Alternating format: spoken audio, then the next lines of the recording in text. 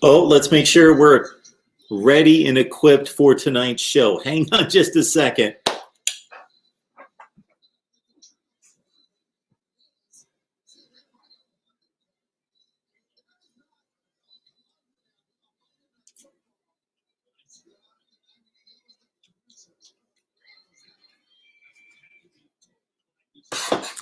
That was a necessary move. Otherwise, we couldn't have a call-in show, and we also couldn't have me read any comments because I would be completely blind. Mark Rogers TV, the voice of college football on a Saturday night. And the games didn't necessarily deliver tonight as they did during the day, but not every game can go down to the wire. Not every game can be Michael Penix diving for the pylon, Indiana 36, Penn State 35 in overtime. That was something special. Hope you enjoyed my video that I posted on that. What a tremendous game and tremendous finish. It was a really good football game, and then it turned into a ridiculous football game in the final 3 minutes of play, and then into overtime. And again, Indiana with a monumental win, maybe the biggest win in program history. And this is a school that went to the Rose Bowl in 1967. So obviously, we're going to have to see how the Indiana season plays out to really put this win into context. Their first win over a top 10 team since 1987 in Columbus against Ohio State. But if you talk about the opponent, talk about the drought, talk about the ascension and the rise of the program right now after winning 8 games for the first time in forever last year, and then the miraculous comeback when the win percentage was 99.9% probability for Penn State, I could argue and would argue that this could be the biggest win in Indiana football history. What a game. What a game. What a game. Of course, I'm going to take your calls at 860-325-3687. Also want to, of course, address the Miami, what appears to be a win right now. They're up 19-7, still only up 2 scores with about 6 minutes left to play. And Virginia's mounted a bit of a drive. Michigan exploding on offense. That was the game of the night. That was the matchup of the weekend for me. For me, the matchup of the weekend going into this weekend was I wanted to see Michigan, Minnesota. If I could only see one game, of course, I watched, kept my eye on about 17 games, but that was the one game that I was locked in on. Okay. That didn't turn out to be the game of the weekend, though. That was no doubt Indiana, Penn State. Virginia's still got some life here. They're down to the Miami 35-yard line, trailing by 12 with just about 6 minutes to play. We're going to take your calls, of course, at 860-325-3687. I left a couple links in the live chat that I will get to that are very important in regards to building the channel. Mark Rogers TV, the voice of college football, who's on the line? Nobody's on the line. They gave up on me. So again, we'll dive into the live chat and see what you've got. We've got a link to Amazon there. So we know that this Amazon outfit is actually growing. I've heard of it. Maybe you have as well. It seems to be an outfit that's got a future. Well, if you do any shopping at Amazon, please use that link. If you would use that link, I would be forever indebted, and you would have exactly the same shopping experience. MarkRogersTV, the voice of college football. Who's on the line? Yeah, you're not going to win the game. We can turn over about 4-0 on rushing for 57 yards. I'm disgusted from what I saw tonight. McD, of course, anytime Maryland football is in front of my face in any such way, I think of you now because of your phone calls and our conversations, of course. And I know that I told you last night that I was on board with you. I thought Northwestern would win the game, so I wasn't completely on board with you. But when I flipped to that game, because there were, of course, other games going on that had more significance, when I finally flipped to that game and I saw 30-3 starting the third quarter, I was like, what is going on? So tell us about it. Well, if you can stomach it. I've watched every play of this garbage performance I saw. So what happened basically was they decided to start two over Yep. Ronnie, I thought they were going to start. And my God, that he stepped it up. He did not look comfortable in the offense. He was overthrowing everybody, underthrowing everybody. Any play that he had sit in the pocket for more than 3 seconds was a disaster. They could not run the ball at all. He threw 2 really bad interceptions in the first half. And basically they scored off that Northwestern. And I wouldn't really blame the defense that much in this one. This game was on the offense. And Mike Locksley did not have these guys prepared to play. And I would say he did. He put in the guy who I thought was going to get the cue to start, Lance Grande. Yeah. 4-star recruit. That's who I thought they were going to be starting, basically. And they put him in with like 3 minutes left, and he goes down the field out of the 5-yard line before time ran out. And he looked a lot more comfortable in the offense than Tagovailoa. So overall, I do not understand why. From what I saw tonight, I don't understand why Tagovailoa got the start over LeGrande. So yeah, just to back you up here, McD. Yeah, Talia, 14 of 25, 94 yards. So he didn't get the ball downfield. 3 interceptions, no touchdowns. And LeGrande had the 2 passes, 2 completions, 20 yards. Now, granted, LeGrande only played 1 drive, but just in that 1 drive alone, I thought he looked a lot more comfortable with the ball in his hands. He looked a lot more comfortable in the offense.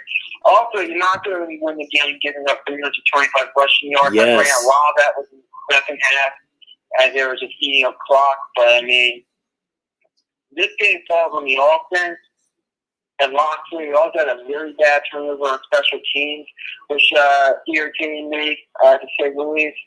But overall, this team, I don't see how that. I'm going to be honest with you, Mark.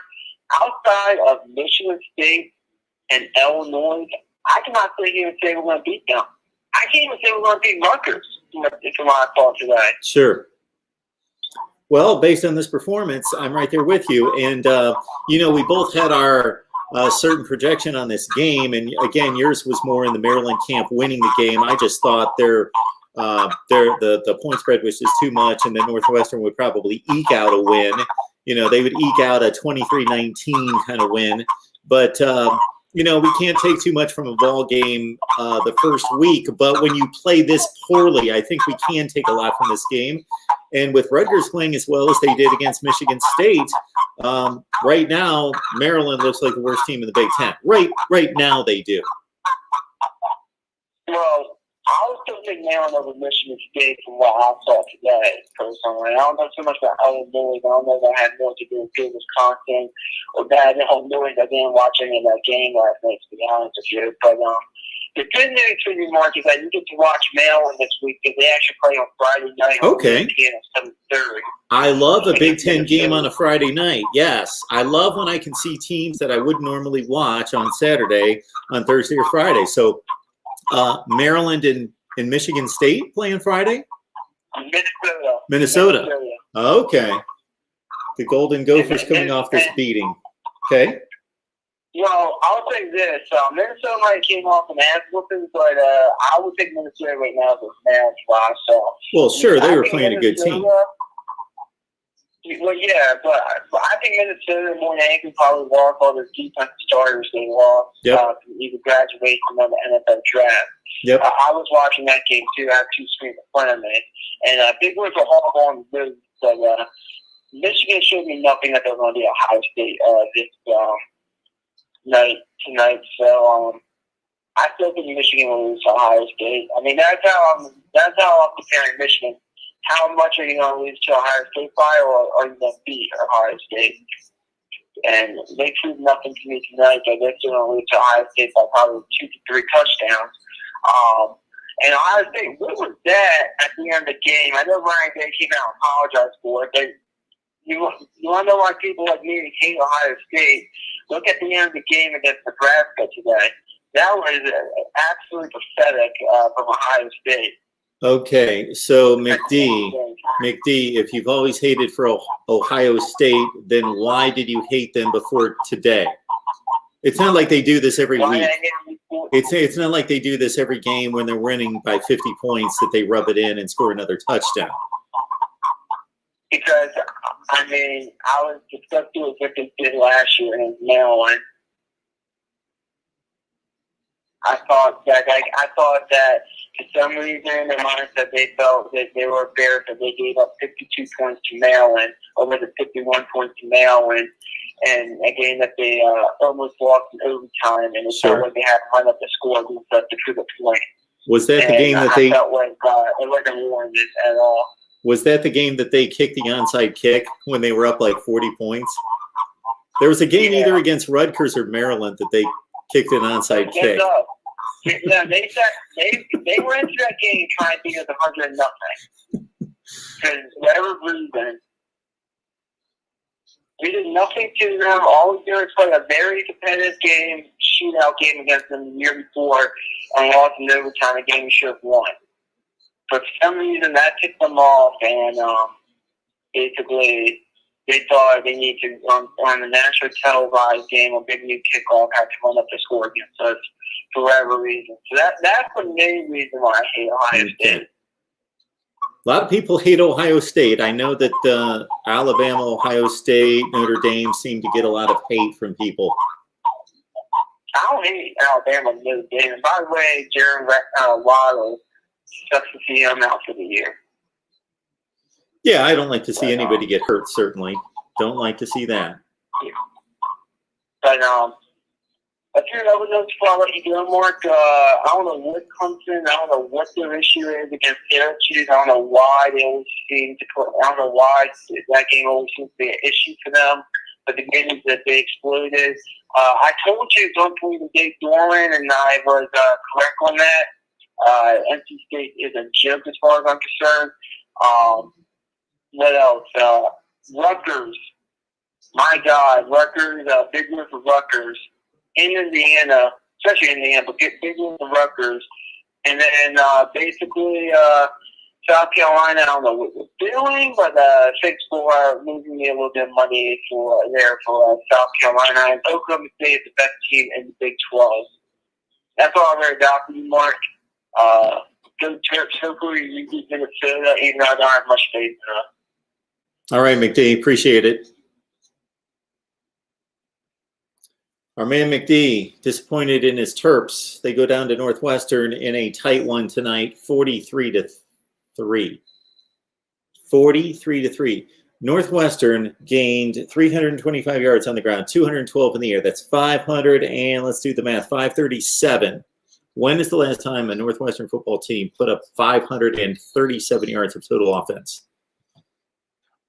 And then if we get that question answered, it's probably going to be against a MAC team. So then my next question would be, when is the last time Northwestern put up that kind of yardage against a Power 5 team or a Big Ten team? It's been a while. Hey, Cheryl, good to see you. Cheryl, one of my mods, along with Lord and Trevor and Judge Juno and Melissa May. So just keep an eye out. Thank you so much, Cheryl. Appreciate it. Go Bucks. Got the win today. I don't know if I can bring myself to say go blue, even though I am the neutral college football analyst here. I did slip out with a little go Bucks there. Sorry. Miami's needing to score for me here. So I took the Canes to cover the 11.5. And why did they have to give up a touchdown with 3 minutes left in the game? They're only up 19-14, but there's just 30 seconds left. 4th and 10. Of course, they're going to punt. Of course, they should. So Miami with a sloppy victory tonight, apparently, unless something crazy happens like Michigan State in 2015. Big win for the Wolverines tonight. Big Bubba Blue. Certainly that was, again, the matchup that I wanted to see this weekend, Michigan-Minnesota, but didn't turn out to be quite as good a game as I thought. I did pick Michigan to win and cover the spread, but I figured it was going to be about a 10 to 14 point Michigan win in a pretty interesting game, and it was basically not. So we should have a final score coming in from Minnesota. Do we? We've got, yes, our final score is 49-24. Joe Milton looked really good. He certainly had a running game to support him, though, and the offensive line blocked for him well. The Minnesota defense was non-existent in this game as Michigan rushed for not just 253 yards, not just 253 rushing. It wasn't like they pounded it 50 times to get that 253 on the ground. Michigan only ran it 31 times, 8.2 per carry. First run of the night, Zach Charbonnet, 70 yards, gone, touchdown. Well, that was actually the second drive. Michigan got the punt blocked on the first drive of the game, and Minnesota took it in for the touchdown, 7-0. Really, the only thing that didn't work for Michigan on this night, and they did give up some plays to the Minnesota offense, but they had a punt blocked for the first Minnesota touchdown. They missed 2 or 3 field goals. Quinn Nordine was their field goal kicker last year. He was beat out by the kid Moody, who was a part-time field goal kicker for Michigan last year. And Michigan could have scored 60. Joe Milton, 15 of 22 for 225 and a touchdown. That's a very efficient game. He looked good to me. I didn't see him throw any awful passes. Obviously, didn't get picked off.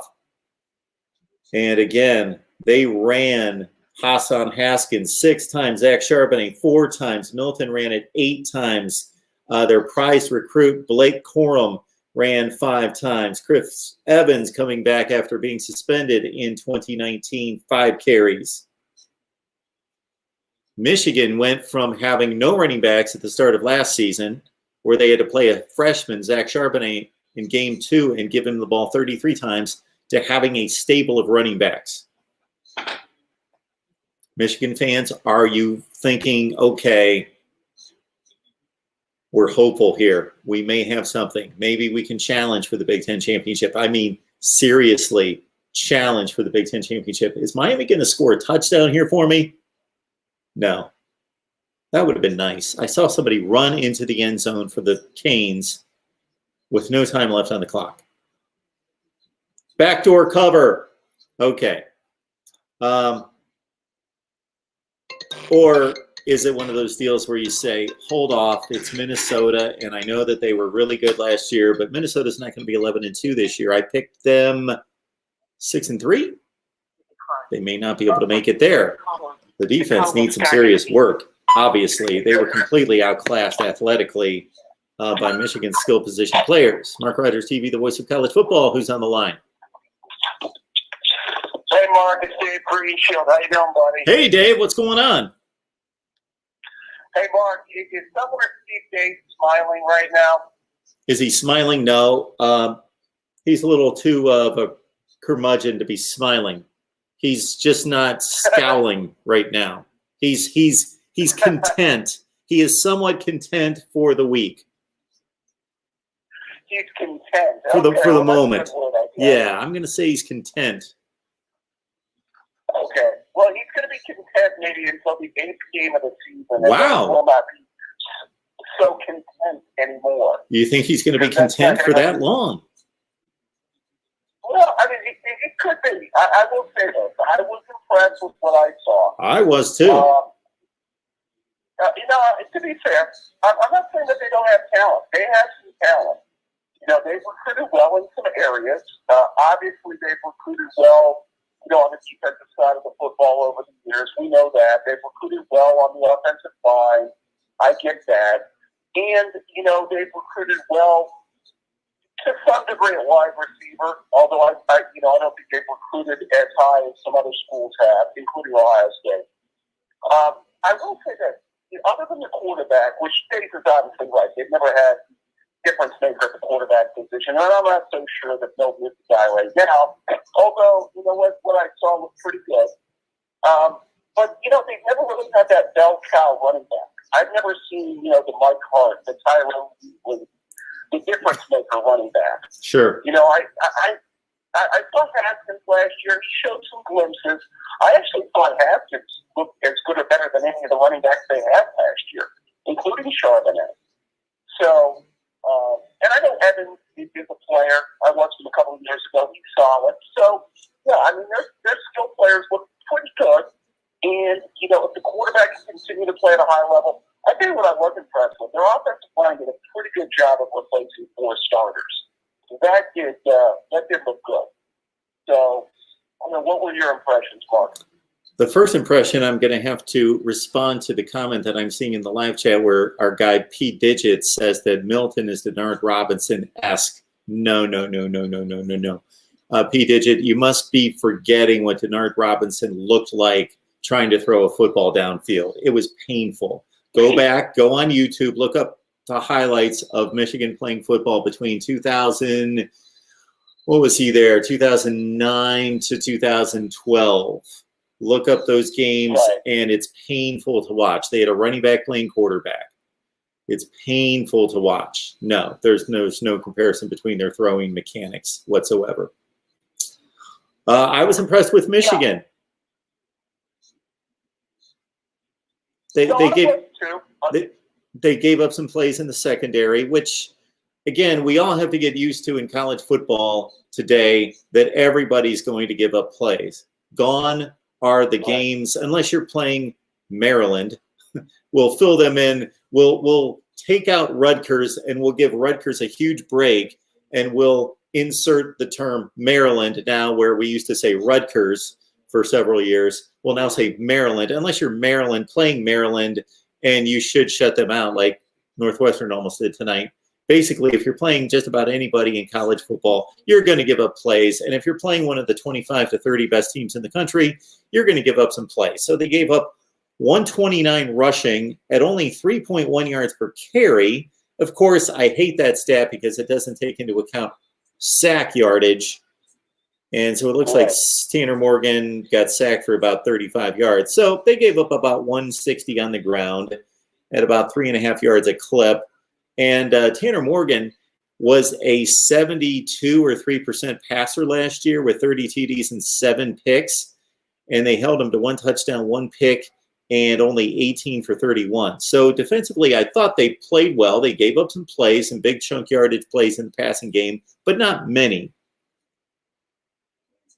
Right. Yeah, Mark, I don't know, they talked about the comment that David had made, in the Ohio State game today about how it's different playing defense today versus playing defense. And you've talked about this before, years ago. I mean, I'm convinced you could put the 85 Bears playing today, Mark, and they would give up some yards, and it wouldn't be the same thing. It wouldn't be the same thing. It wouldn't be the same shutdown defense that it once was. Even in 2000 Ravens, if you want to go that far. Because, offensive football, quarterback play, the skill players, the rule changes on top of that have made it so that offense is ahead of the game today. It's just a fact. All of those things are just going against the defense. It's just bottom line. Joel Klatt talked about it today during the Ohio State broadcast. You probably heard it, and Urban Meyers explained it a number of times. And it's, I was watching the Michigan-Minnesota game, and I was flipping to other games, and I was watching the same plays over and over, and I thought, should I cut a video and say, is college football boring? And I don't truly mean that because I love college football, but we've talked about this a little bit, that I enjoyed that transformation. It happened sometime in the late 70s into the 80s when a lot of people started to take on that pro-style passing game. And then here in the last 5 to 10 years, when you had a lot of teams start the spread formation and the RPOs, but there were still the Alabamas and LSUs and Wisconsins playing the old style, pro-style play action passing game, and you had a mixture to watch.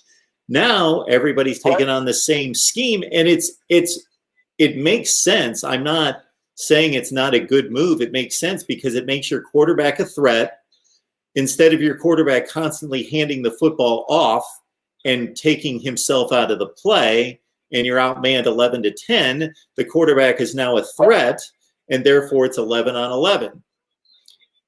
And it's completely changed the game. Right, because nobody's going to run I formation, split back anymore. Everybody's going to put their quarterback in the shotgun, spread them out, get 3-4 wide receivers out there. And guess what? You don't have enough defensive backs to deal with everybody. You just don't. We're eventually going to find a weakness. We're going to find a corner that we can exploit. We're going to find a matchup on a running back or a tight end that we're going to be able to exploit. And you just don't have enough guys to cover it. It's just that simple. Yeah, that's where football is at. Yeah, you took my point, David, and you took it to the next step, and that's the elimination of the fullback. And unless you're in a situation, there are certain situations with certain teams where they still implement a fullback, basically short yardage. But other than that, they're a non-threat. They're a non-entity. The pluses do not outweigh the negatives in regards to not having another productive speed player in space. So why have a fullback in front of a tailback that okay, this fullback's either going to block or when we hand him the football, he's going to get 2 or 3 yards. No, we'd rather have somebody else out in space somewhere that's a threat to make a big play. And that's just the way it is. Right. Yep. And now that you have backs that can catch the ball, get pass catching tight ends, it even compounds things even more because that's more threats into the pattern that the defense has to deal with. So, yeah, I think they've got talent. I think they're going to be formidable. Did you watch all the Penn State Indiana game today? I started on Alabama, Tennessee just for tradition's sake of some sort. But anyway, I locked into it early enough. Yeah, it was a great game, and that was the game I was focused on. Yep. Well, yeah, I focused on it, like I told you about earlier, for financial purposes.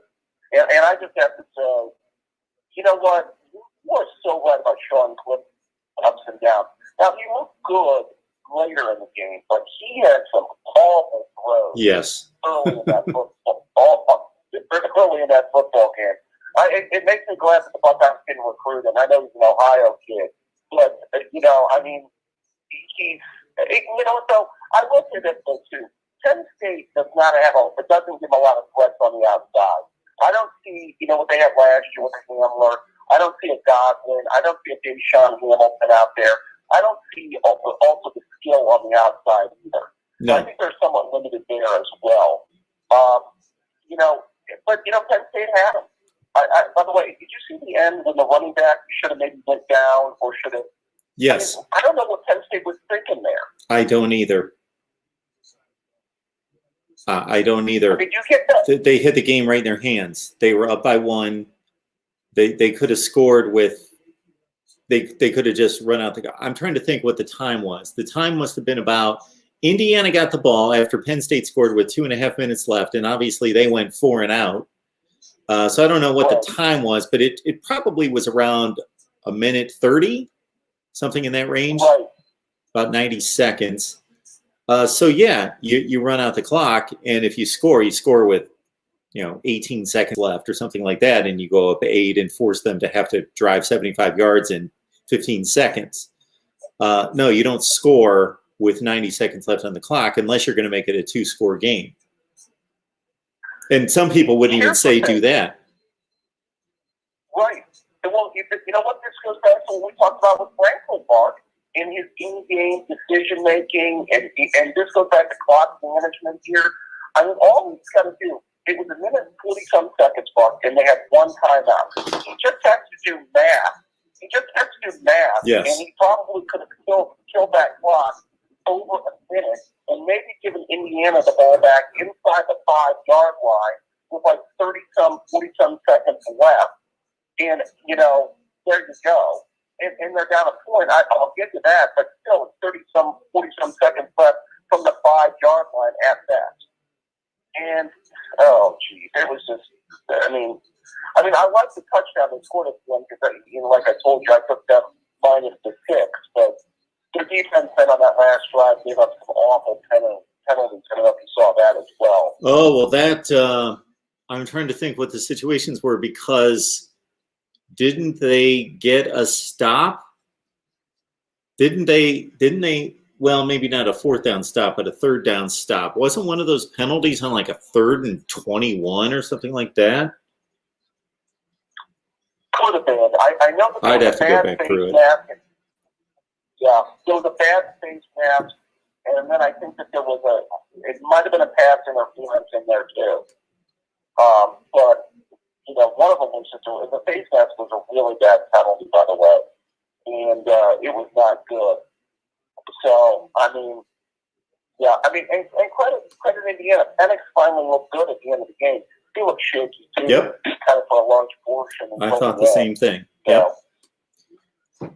No, you bring to mind something that I should have addressed. I did a video, but I was all caught up in the excitement of it being a historic Indiana win. I couldn't think of a bigger win for Indiana football in my lifetime. Certainly, they went to the Rose Bowl in '67, so they had bigger wins then.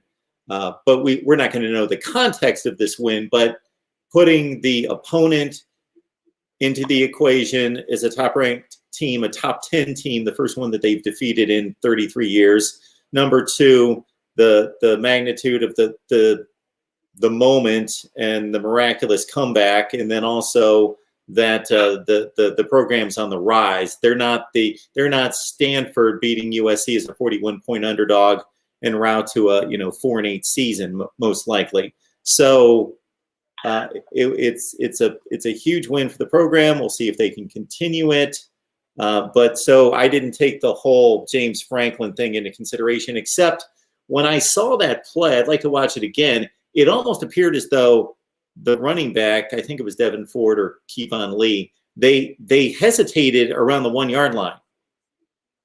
Didn't they almost stop and kind of look and wonder what they should do? Yeah. It was almost like, do you remember, I don't know if you're an NFL fan, the Super Bowl with the Giants and the Patriots when Ahmad Bradshaw slid into the end zone. He was going to stop, but he went ahead and scored. He didn't know what to do. It was almost like that. Well, that's going to come from the sideline, Mark. They've got to let that running back know. Absolutely. Yeah. Oh, they should. Indiana part of the Red Sea there was going to let him score. Yeah, I don't blame the player. Exactly. They're 19-year-olds and their adrenaline's pumping, and they're not supposed to be situational. Some people might think of that, but yeah, especially when you've got a change of possession. That's the first play of the next possession. There's a change of possession, so there's time to tell everyone this is the deal. This is what you need to do, and they failed to do that. Sure. Right. Yeah. Well, I will say this too, by the way. Penn State looks dicey. But you know what? Next week, you never know. It is Happy Valley, so we'll see. By the way, did you see for historic purposes, Indiana's last win over a top 10 team before that, by the way? Well, that's why I just mentioned that to you 33 years ago. Yes. Right. Oh, I remember that Ohio State. That was the team that lost Chris Carter at the start of the season because he took the money from the agent. Do you remember what Earl Bruce said about that game? Oh, it was the lowest point in the history of Ohio State football. Yes, the darkest day in Ohio State football history. Yes. Yeah, that was the end of Earl, though. I mean, they carried Bill Mallory off. Bill Mallory was an Ohio State guy, by the way. He was on Woody Hayes' 1968 staff. And, they carried him off the field. They had one of the greatest running backs ever, Anthony Thompson, on that team. So, of course, Tupel was the starter there. And, it ended poorly in the sense that Earl lost his job, but they did get redemption by going up there and wearing the Earl headbands and getting that one last win for him. So, one of my favorite wins of all time, by the way, still to this day. Absolutely. By the way. So. Absolutely. Yeah. How'd you do on picks today? I have no idea. Not well, but I don't know. I haven't looked at them. Oh, you haven't looked at them? Well, I know that I held too firmly to my edicts to look for upsets because there were two games that when I made the prediction, I literally cringed and thought, you're making a mistake. And those two games were picking Pitt to win and picking TCU to beat Oklahoma, where I knew it. I just knew it that I should have just went the conventional route, picked Notre Dame to win, picked Oklahoma to win. Yeah, the more I looked at what was Notre Dame, -8 or something like that, -7, I saw. Yeah, I thought it was more like 9.5. Okay. Yeah, I just Notre Dame doesn't blow out people, so that gave me a little bit of pause there. And, I didn't know if Pitt was that bad, too. So, when I looked at that game earlier in the week, I kind of had my doubts. So, Mr. 40-29, no more against the spread, is that what we're going to say? Not quite. Yeah, we're going to say 3 weeks ago I was 40-29. That's going to be my line when I go under 500. I never finished under 500 against the spread going back forever. I've been doing this since 1982. I've been predicting college football games. So I better not finish under the 500 mark this year. 60% is the goal. That's always the goal. Good. Well, I just want you to know, Mark, I not only follow you for your knowledge, I follow you for your predictions and to help me make some cash. Yeah, don't do that. I was sitting here at 2 a.m. and I just went boom, boom, boom, boom, boom, boom, boom. There you go. There you go. I put no real thought into it. I would like to. I enjoy that. I would love to crunch numbers and follow trends and do all that. I've done it in the past a little bit, but not to the extent that I would like to. But that's just not necessarily where I need to devote my time. Well, all right, my friend. A pleasure as always. You gonna run the live stream back tomorrow night? Yes, absolutely. All right. Well, I may hit you up tomorrow. You have a good one, man. Thanks, David. Appreciate it. Take care. Okay. Miami Flow football. King is solid, honestly not great. I'm here at the game, and we have receivers running open all over the place. Frustrating. Well, he probably thinks those receivers aren't going to catch the ball. That might be the problem. I do need to address the comment made by Luke Walker about the ACC being the second best conference in America, and then it's being proven. It's being proven versus the ACC, which doesn't make any sense and doesn't prove anything. MarkRogersTV, the voice of college football. Who's on the line? NT8, my friend. Hey, Tom. I watched the Wisconsin game last night. Yep. Thought it was a really good game to watch. Yeah. I didn't see any problems. So the first game today, I watched the Nebraska game. Okay.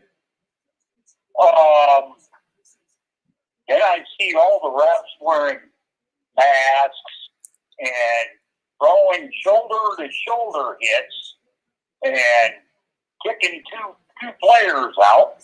They actually had 3 of them, I think. So before that game was even over, I turned the TV off. I quit. And I haven't watched anything else today. Well, Tom, I go on ESPN and look at the score trackers. You're that frustrated while trying to watch football. You're that frustrated trying to watch football.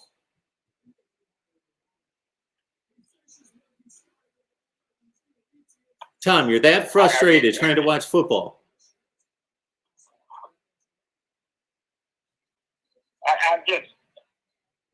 I'm just getting pathetically sick of this head-to-head shots and the contact and all that crap. No contact. I'm flicking it off. So I just wanted to tell you that and pass it on. I know you were talking about it. Well, Tom, if you get too frustrated watching the games, then you just will need to watch my videos to know what's going on. I've been watching. I watched your last one and the one before that. But I'm just like going from the Wisconsin game last night, and then first game was the Nebraska game, and I see all that call on Nebraska today, and I'm just like, well, at least they all had masks on. So I turned the TV off. All right, my friend. Talk to you later. Appreciate it, Tom. Have a good one. Our man, Navy Thomas, frustrated today about seeing so much targeting. The targeting calls in the Nebraska-Ohio State game were just too much. Too much. Poorly officiated, poorly reviewed. I don't fault the officials on the field who made the original calls because that's split second. And if they're going to err, they should err on the side of caution and calling the targeting. It's the error of the review officials to uphold the targeting. And okay, we've got two major issues in this targeting situation. Number one, the targeting rule is too stringent. That's the first problem. It is too stringent. They seem to have made a few modifications in the last couple of years to back off slightly, but it is still too stringent to play physical collision football. That's what the sport is. It's not a contact sport. Basketball is a contact sport. It's a collision sport. And we want people to be as safe as possible, but we cannot ensure safety in football. That's a misnomer. I've heard this involving the political stuff that's going on in response to COVID, and now I've heard it a number of times in response to football. We need to ensure safety. You can't ensure safety. I could go out my front door right now and get hit by a truck. You can't ensure safety playing a collision sport. We need to enforce safe guidelines in regards to tackling and do everything with the equipment to be as safe as possible, because the life and the health of those players is far more important than the sport of football itself. But they have chosen to play football. And unless we want to radically change the sport and play flag football or play it like they do at the NFL Pro Bowl, where people don't even tackle each other, they just look at each other and fall down, unless we want to go to that degree, and then I think 90% of us would stop watching football. There's just an element of physical, raw toughness and confrontation that makes the game exciting. With all the other things that are fun and exciting about football, the speed, the athleticism, the throwing ability of the quarterbacks, all of that, if they went out there and just started playing flag football, so you would still have all the speed, the freakish athleticism, the catching ability, the throwing ability, we would still have all of that, minus the contact. How many of us would watch football? I don't think I would watch football. I don't want to watch flag football. Okay, football is physical. It's a collision sport. It is unfair to ask defensive players to contort their bodies perfectly in a split second when they don't know what the offensive player is going to do. When Shaun Wade hit Trevor Lawrence in the college football playoffs and it was targeting, Trevor Lawrence dropped his head in a split second while Shaun Wade was already that close to him. It's impossible. It's already difficult enough to get these elite athletes to the ground, period. That's tough enough. Then to have to confine yourself. I am amazed by the adjustments that these primarily defensive backs and safeties, but these defensive players as a whole, I am amazed at the adjustments that they've made in leading with the shoulder and doing all the things that they do to avoid targeting and hitting with the crown of the helmet and launching themselves, which they've done for years. I'm amazed at the adjustments that they've made in practice and being able to take that. It's one thing to practice something over and over and over and over and over. What do we hear about quarterbacks? There are quarterbacks who do the right things in practice. They take the proper steps. Their mechanics are good. They get into a game, and until that's drilled into their head to where it's automatic, they go back and they get lazy. They get tired. They get unnerved by the pass rush, and they fall into bad habits. Well, you would think these defensive players would do the same thing, and sometimes I'm sure they do. In a split-second decision, you're going to just do what you've done for years and years and years.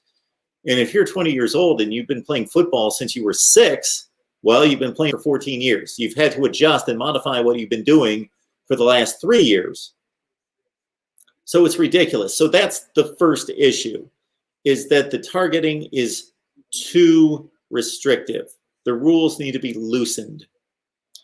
Point number 2 is that once a player has been determined to have targeted another player, the punishment is too severe.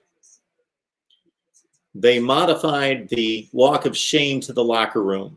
I agree with that. We do not need to kick players out of the game and make them have to walk in front of 100,000 people to the locker room, which of course they wouldn't have to do this year because of COVID.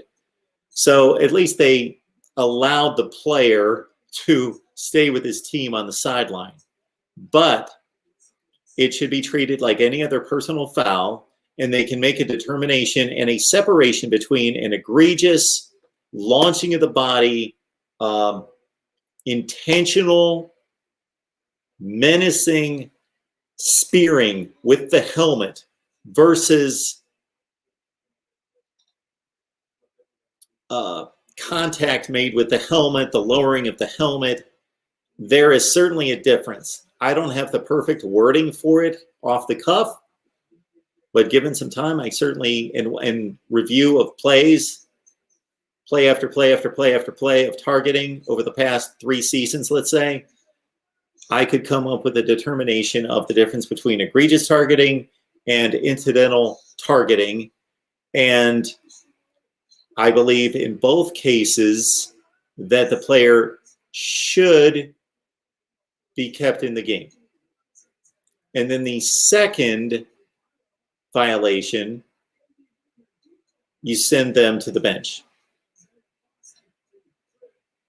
But this kick them out of the game, plus they miss the first half of the next, it's not even, when you think about it, depending on at what point in the game the violation occurs, that's not even equal or fair.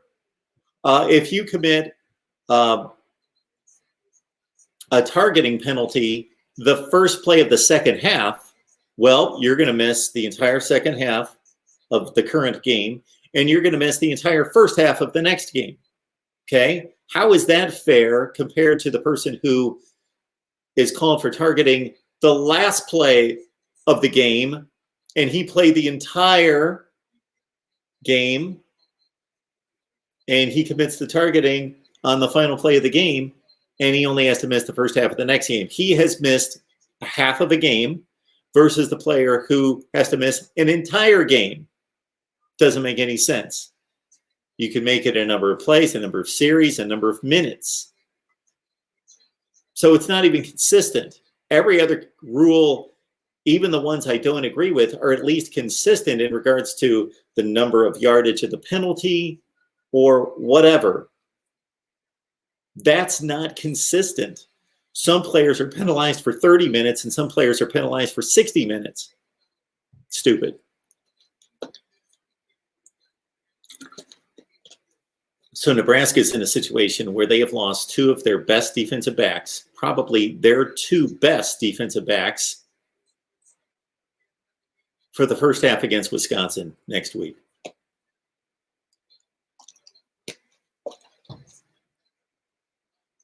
All right.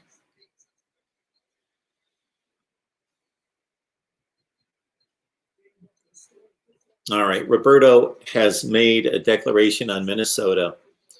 Roberto, I understand that Minnesota didn't look good tonight, but to make a declaration on any particular team based on one performance, where they probably played one of the 10 or 11 best teams in the country, and they lost by 3 scores, okay, fine.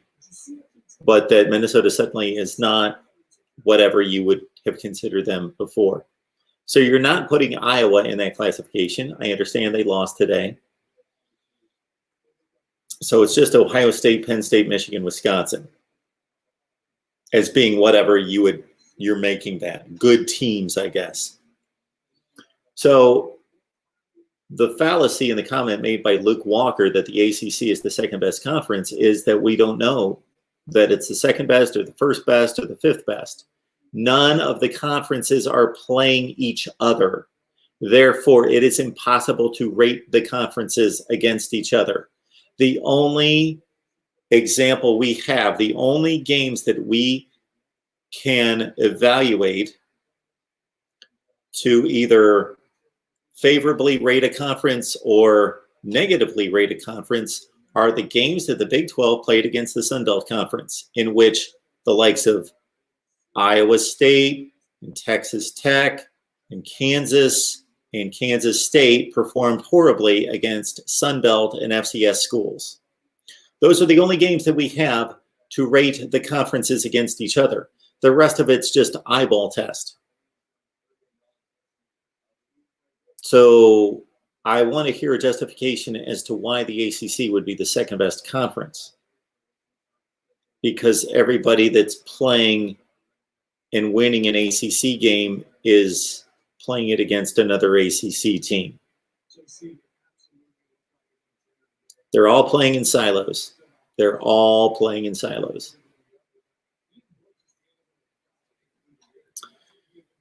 For those of you who have not joined our little show here, Mark Rogers TV, the voice of college football, during the off season, every off season I take the results of the non-conference games between the Power 5 conferences and I put them into context, meaning I see the conferences, I weight the games based on the value of the game. And then I rank the conferences. So for example, if Alabama's the 1 seed, the champion of the SEC, and they defeat Ohio State, the champion of the Big Ten, well, that's a 1 seed defeating a 1 seed. Too many times we see in these conference comparisons, oh, the SEC went 5-1 against the Big 12. Okay, well, that's well and good, but who are those 5 teams versus the 1 team that won in the Big 12? In those 6 games, who was playing whom? It should matter more if Alabama beat Ohio State than if Alabama beat Illinois.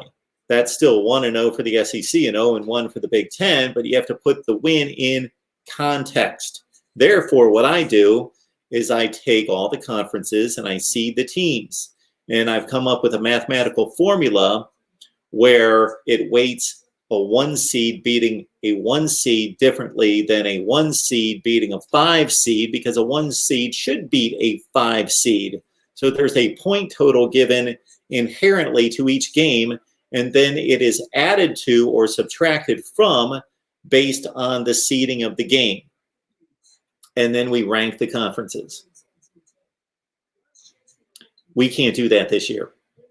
All we know is that the Big 12 mid-tier and close to upper tier with Iowa State, just now losing to Oklahoma State in the conference, but winning 3 conference games, that the mid to upper tier of the Big 12 has looked bad against the Sun Belt and FCS. Georgia Tech lost to UCF. That's no great hit on the ACC. Georgia Tech's one of the worst teams in the ACC. Other than that, we've got nothing to go on. We will not have anything to go on until there's a college football playoff played, and that will only show which of the conferences' best team is the best. And that really can't be argued in any way. It can't be. There are no results to argue that point. None. I love to get on here every college football season and argue who's the best conference, who's the worst, who's 2, 3, and 4. I love to have that conversation. We can't have it this year. It doesn't exist. We can speculate. We can say Notre Dame looked really good. Well, who'd they look good against? Oh, Pitt. Where do they play? Oh, they're in the ACC. Okay, so how good is Notre Dame? How good is Pitt? Either Notre Dame's just amazing and Pitt's horrible. They play in a vacuum. I can always guarantee one thing. I can always guarantee one thing, that if you add up the records for every conference, do you know what the record's going to be?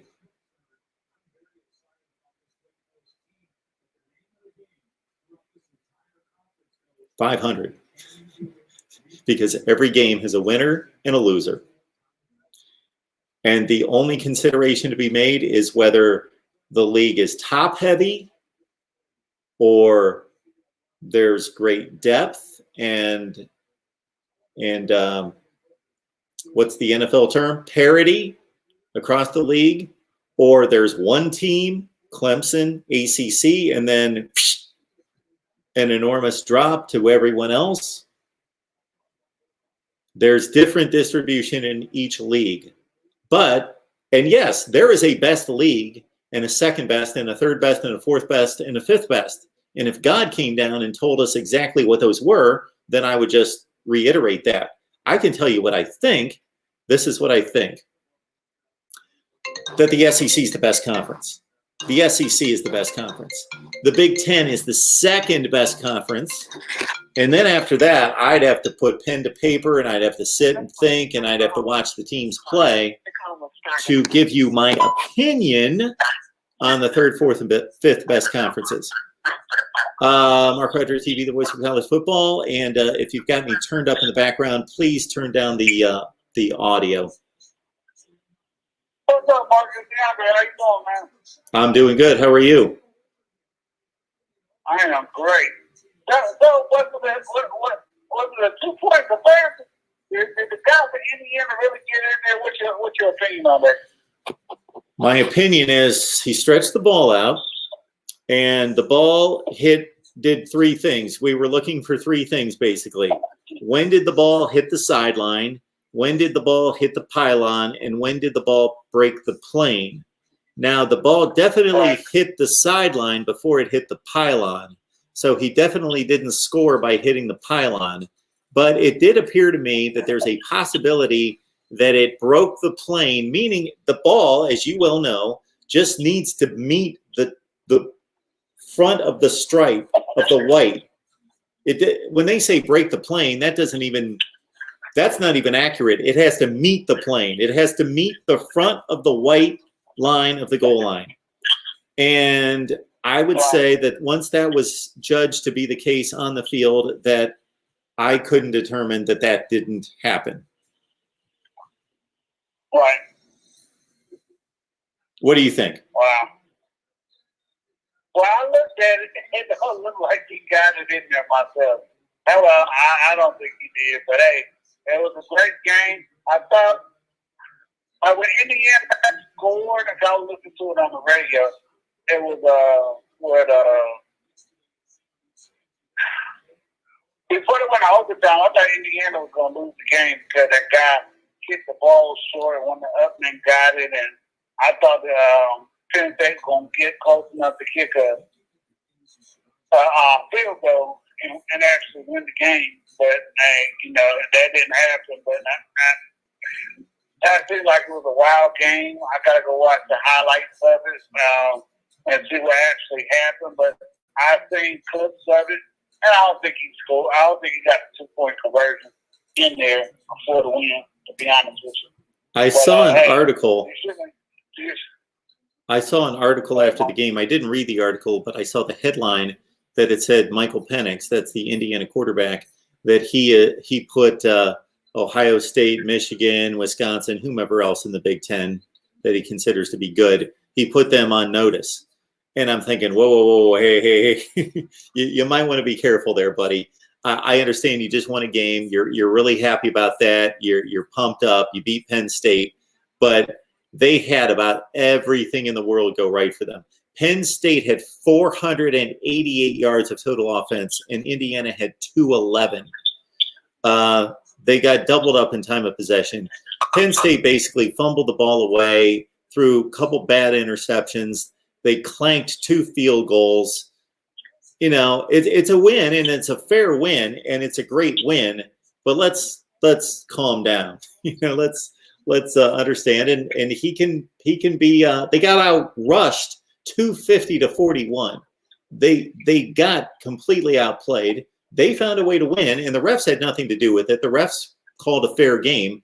They just had everything go their way, and we'll see how good Indiana is. They're really not that good. They're a decent team. They're you know, who do you want to call out from the ACC? They're Boston College. You know, they're a team like that. They're Virginia Tech. Yeah. That's who they are. They're fine. Yeah. They're not, you know. So they couldn't tackle Sean Clifford in the open field. So that shows that they don't have that much athleticism on defense. Well, you know what, Mark, that's also a call to ask you about earlier, the other day, when we were talking about quarterback. Are you shocked how much Hunter Johnson struggled at Northwestern? I mean, he has no amplitude to do anything. Sure. Now, when they said, well, yeah, we got Hunter Johnson the year before, we got, what's called, I said, well, he plays in Indiana, and, you know, we all know Indiana's the basketball state. So how good could he really be? I know people go to these camps, and that's how they get a lot of their recognition, but a lot of that 7-on-7. Are you shocked how far Johnson has fallen? Even Chase Bryce. Are you shocked how 2 of them are looking, or is it just because of the way the 2 schools they go to? Well, I will tell you that to watch Northwestern play offense, and of course they played Maryland tonight, and they were a completely different team. They had 550 yards of total offense. But to watch Notre Dame or Northwestern the last couple of years, especially last year, play offensive football, it was the most painful thing you could imagine. Like to play quarterback at Northwestern, it's brutal. They don't have, and I haven't evaluated their team this year. I haven't really looked at it. I know I read during the off season some preseason publications, but I don't remember exactly. They just have never recruited outside receivers that could get space, could make high point the football, make athletic plays downfield. They always rely on like a big slot receiver. They usually rely on like kind of a H-back guy that they can kind of flex out as kind of a Skronik was the last one that they had, and he transferred. And then they always have like a little slot receiver who's a pretty good player, but they don't have anybody who can stretch the field, do anything downfield. So that the quarterback is hamstrung by a lack of ability on the outside. And that's always been the case. And if you look at Northwestern's quarterbacks over the last 15 years, they've actually had pretty good quarterback play. They've had 3 or 4 guys move on to the NFL. You know, Trevor Siemian, Clayton Thorson, Brett Bazinet. Those guys have all, you know, especially Siemian, had, you know, a few starts in the NFL. None of them did anything great, but they've had quarterback play that's been okay. But man, they just never get those kind of players. So when I watched them play the last 2 years, and then specifically with Hunter Johnson last year, most of the time I didn't think it was his fault. It was their offensive line, and usually their offensive line is pretty good to allow them to run the ball and throw in the short passing game to some degree. But their offensive line was horrible last year. You know, they were an awful team on offense last year, just atrocious. Right. But okay, then move on to the ACC. Florida State. Yeah. Are they truly dead now? I mean, word. You talked about everything going right last week. Yeah, you're right. They blocked two field goals. 2 punts, INT for a touchdown, and like I think Carolina went for it twice on their own side of the field on 4th and something, and they had to hold on for dear life. I don't get why, and I moved past the blue tackle thing, but you can't tell me this kid Simmons is not better than the kid they got there right now as far as quarterback play. I'm like, why would you let Simmons go to Georgia Tech or release him from his his scholarship to go to Georgia Tech? And he was way better than this guy. And I keep trying to tell Florida State fans, y'all had 10 return on defense. Y'all absolutely still look terrible. And I know that cornerback, I don't know his name, I think it's Solomon. I know he was like one of the top corners in the country, and then you had that big defensive lineman Wilson. I just don't get Florida State. And you had Terry come back as receiver, and it's like, I know that offensive line absolutely sucks, but they haven't shown any improvement in the last 4 or 5 years, man. It's been terrible.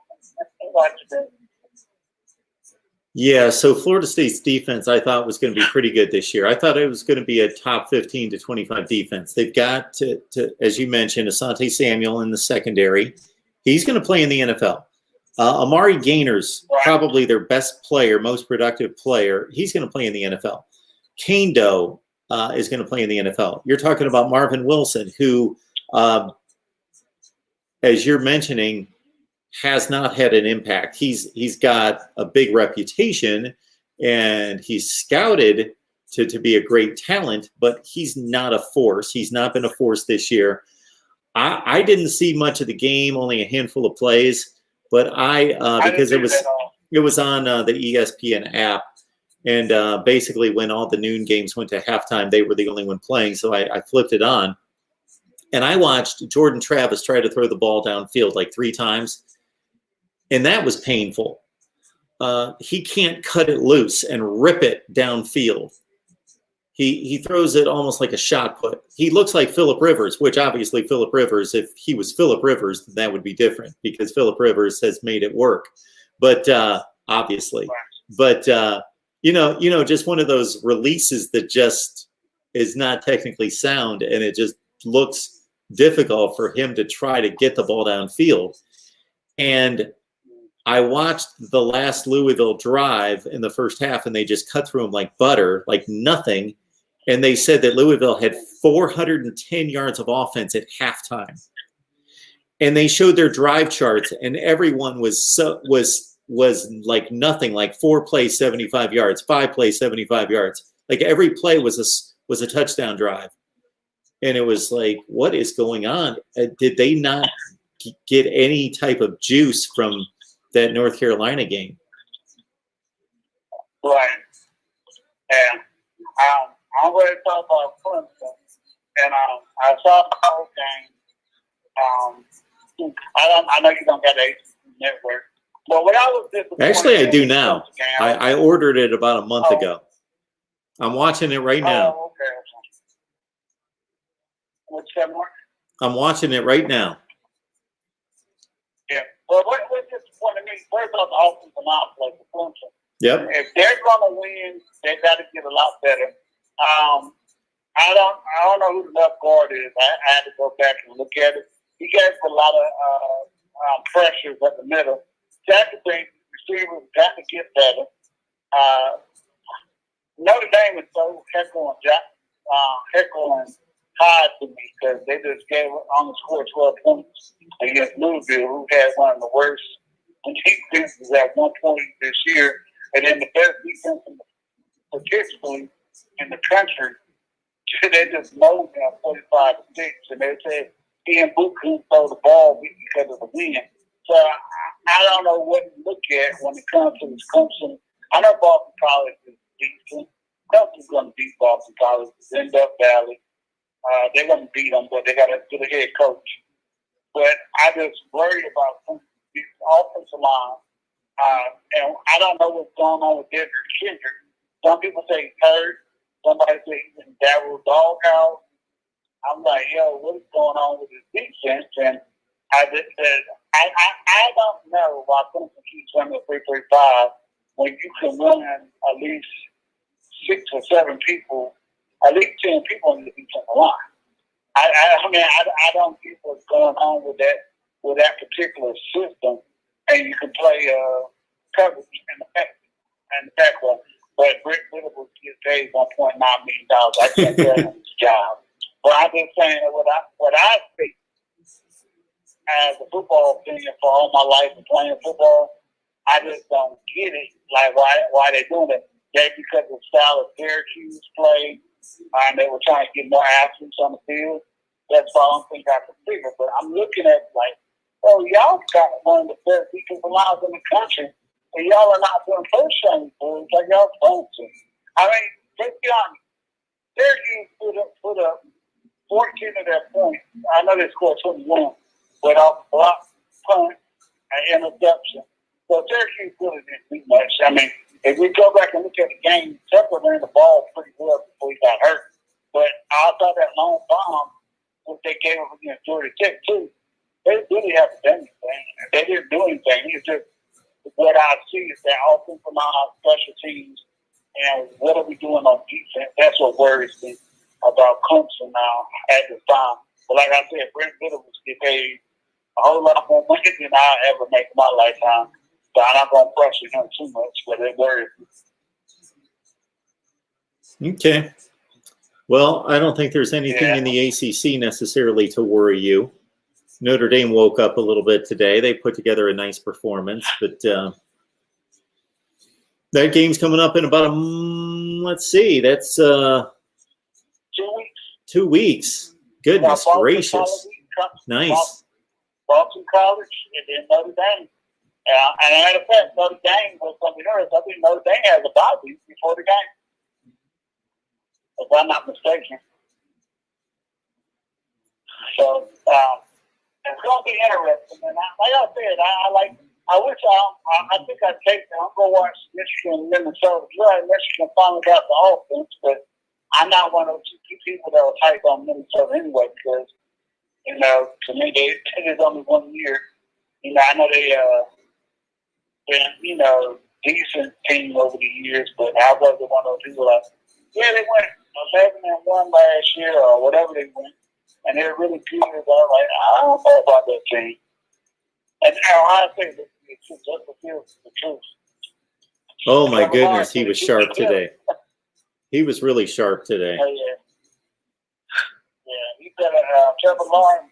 I mean, the way that I know Trevor Lawrence can run the ball a little bit, but the way the NFL is moving to, if you look around, Kyler Murray, Jackson, Wilson, and all these other guys that are out there right now, I mean, Trevor Lawrence, if he want to be, I mean, he might not want to be the number 10 and let Fields go to the Jets. And he'd be number 2. But you better be careful if you want to be the number 1 pick or win the Heisman because Fields was awesome. I mean, I saw some of the games I was looking back and forth while Clemson was great and looking at Ohio State. I was worried for a little bit they weren't going to cover. So I think luckily I didn't put that money on that Florida State game. I put that money on Ohio State, and I was like, man, they ain't going to cover. But Nebraska seemed like they came to play, but they pulled it out. But I was like, hey, okay, man. Because they kept saying Martinez the last 2 years had big games against Ohio State. So I said, maybe they know something out on that. So, he might have 2 years ago. He didn't last year. Well, they had 327 yards before IMC. Last year, they scored a touchdown, a meaningless touchdown at the end of the game. They lost 48-7. Okay. 2 years ago, they played close. And that's when Ohio State defense was really, really, like, terrible. But that guy from Purdue lit him up. Yeah, I know what you're talking about. I remember that. Because I think I remember it. The reason why I remember Ohio State defense been terrible. That Minnesota game, I put money on Ohio State to blow out Minnesota, and Minnesota kept it close. It was funny. But you know, Mark, I'll listen to everybody else talk, man. Thanks for letting me talk for a little while. Appreciate it, DeAndre. You have a great weekend. You too. All right, Mark Rogers TV, the voice of college football. Great weekend in college football. The Big Ten back in play, of course. Wisconsin with a big win. Graham Mertz, 21 of 22. And Justin Fields matched him today, 21 of 22, as the Buckeyes beat Nebraska. I posted a video on that game and some concerns that Ohio State should have going forward. Not necessarily against Penn State. I don't know. Penn State's got some issues. So Sean Clifford is too erratic throwing the ball. He makes too many mistakes. I said that all offseason, that if you really dissected and broke down his numbers and watched the games that Penn State played last year, his final numbers were solid. 23 touchdowns, 7 picks, got the ball downfield, has one of the best tight ends in America, Pat Freiermuth, had one of the best speed threats last year in KJ Hamler, did not come back.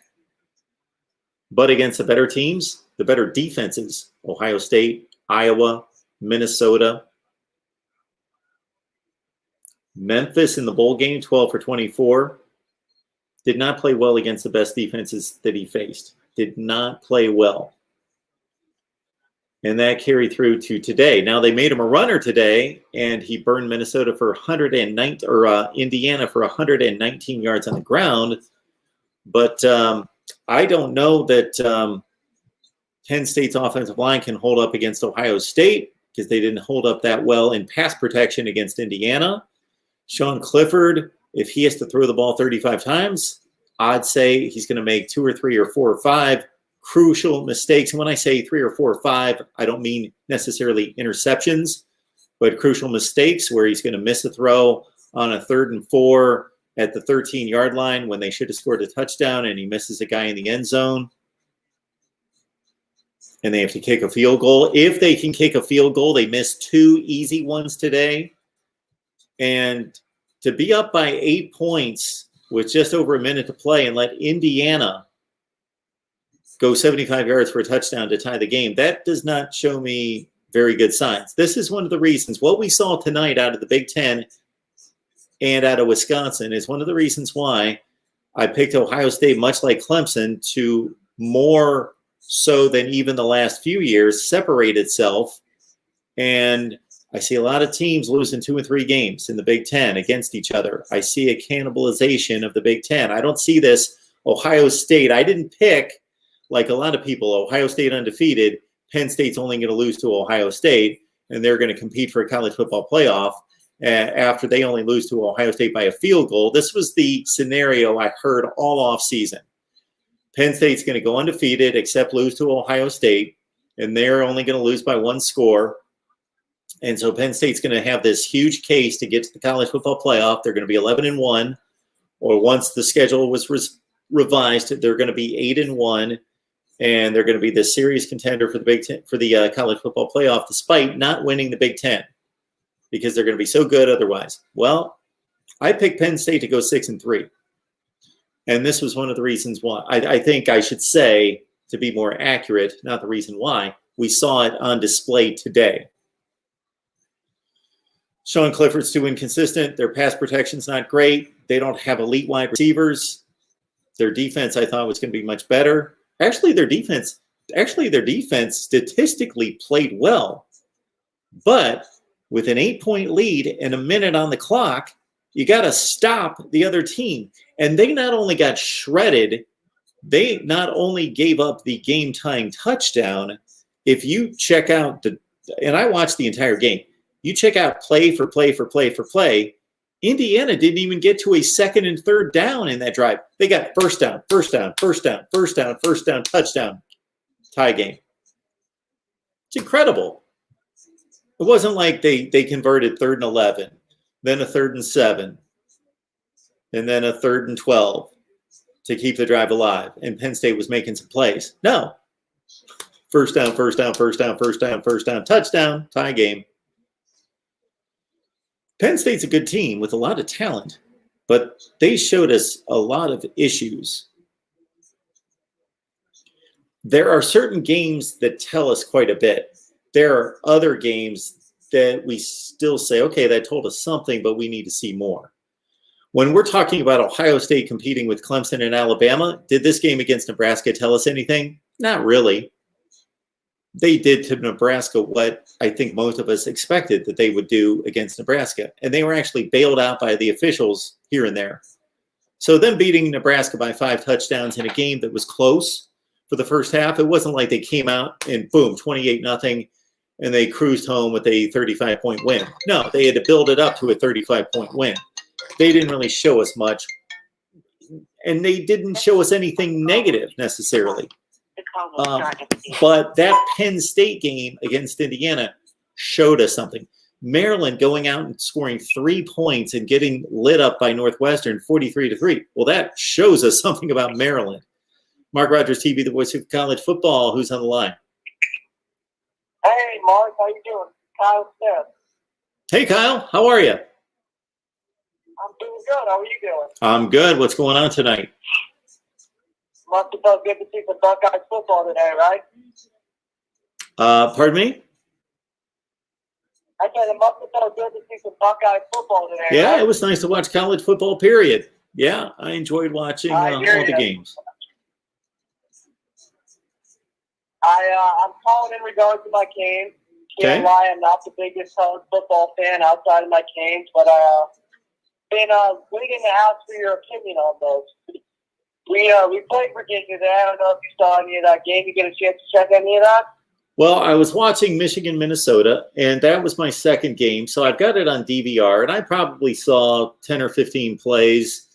And then once Michigan put Minnesota away, I put it on as my primary game. And when I saw the stats from the Miami offense, I was fairly impressed, but they obviously didn't put the ball in the end zone. You know, and that's why I enjoy listening to you. I enjoy you bringing on the expert, Cam, Wilson one. I want to hear from you specifically. What, in your opinion, is holding Miami back from winning these types of games handily? You know, I mean, it's been, I would say, 10, 15 years. We go through the motions against teams. We have more talent again. Yep. We just can't seem to put it together, you know? Yeah, there's not a big comparison between your talent and Virginia's talent. You have top 15 talent. They have like top 45 or 50 talent. So you should beat Virginia by 3 touchdowns. So I'm going to target 2 areas. Now, if this were last year, I would have expanded that to probably 4 areas, and I would have included the quarterback. Going back to Brad Kias last year, I would have included the quarterback in 2017, 18, and 19, and I would have included not having a place kicker, and so you leave points on the field when you don't have a place kicker. But you've solved those 2 issues. So I think De'Ara King, he's not a great quarterback. Miami fans might throw tomatoes at me for saying this. He's not a great quarterback. He's a very good quarterback. He's good enough to win. He's good enough to win 10 or 11 games and compete for a championship with the right talent and execution around him.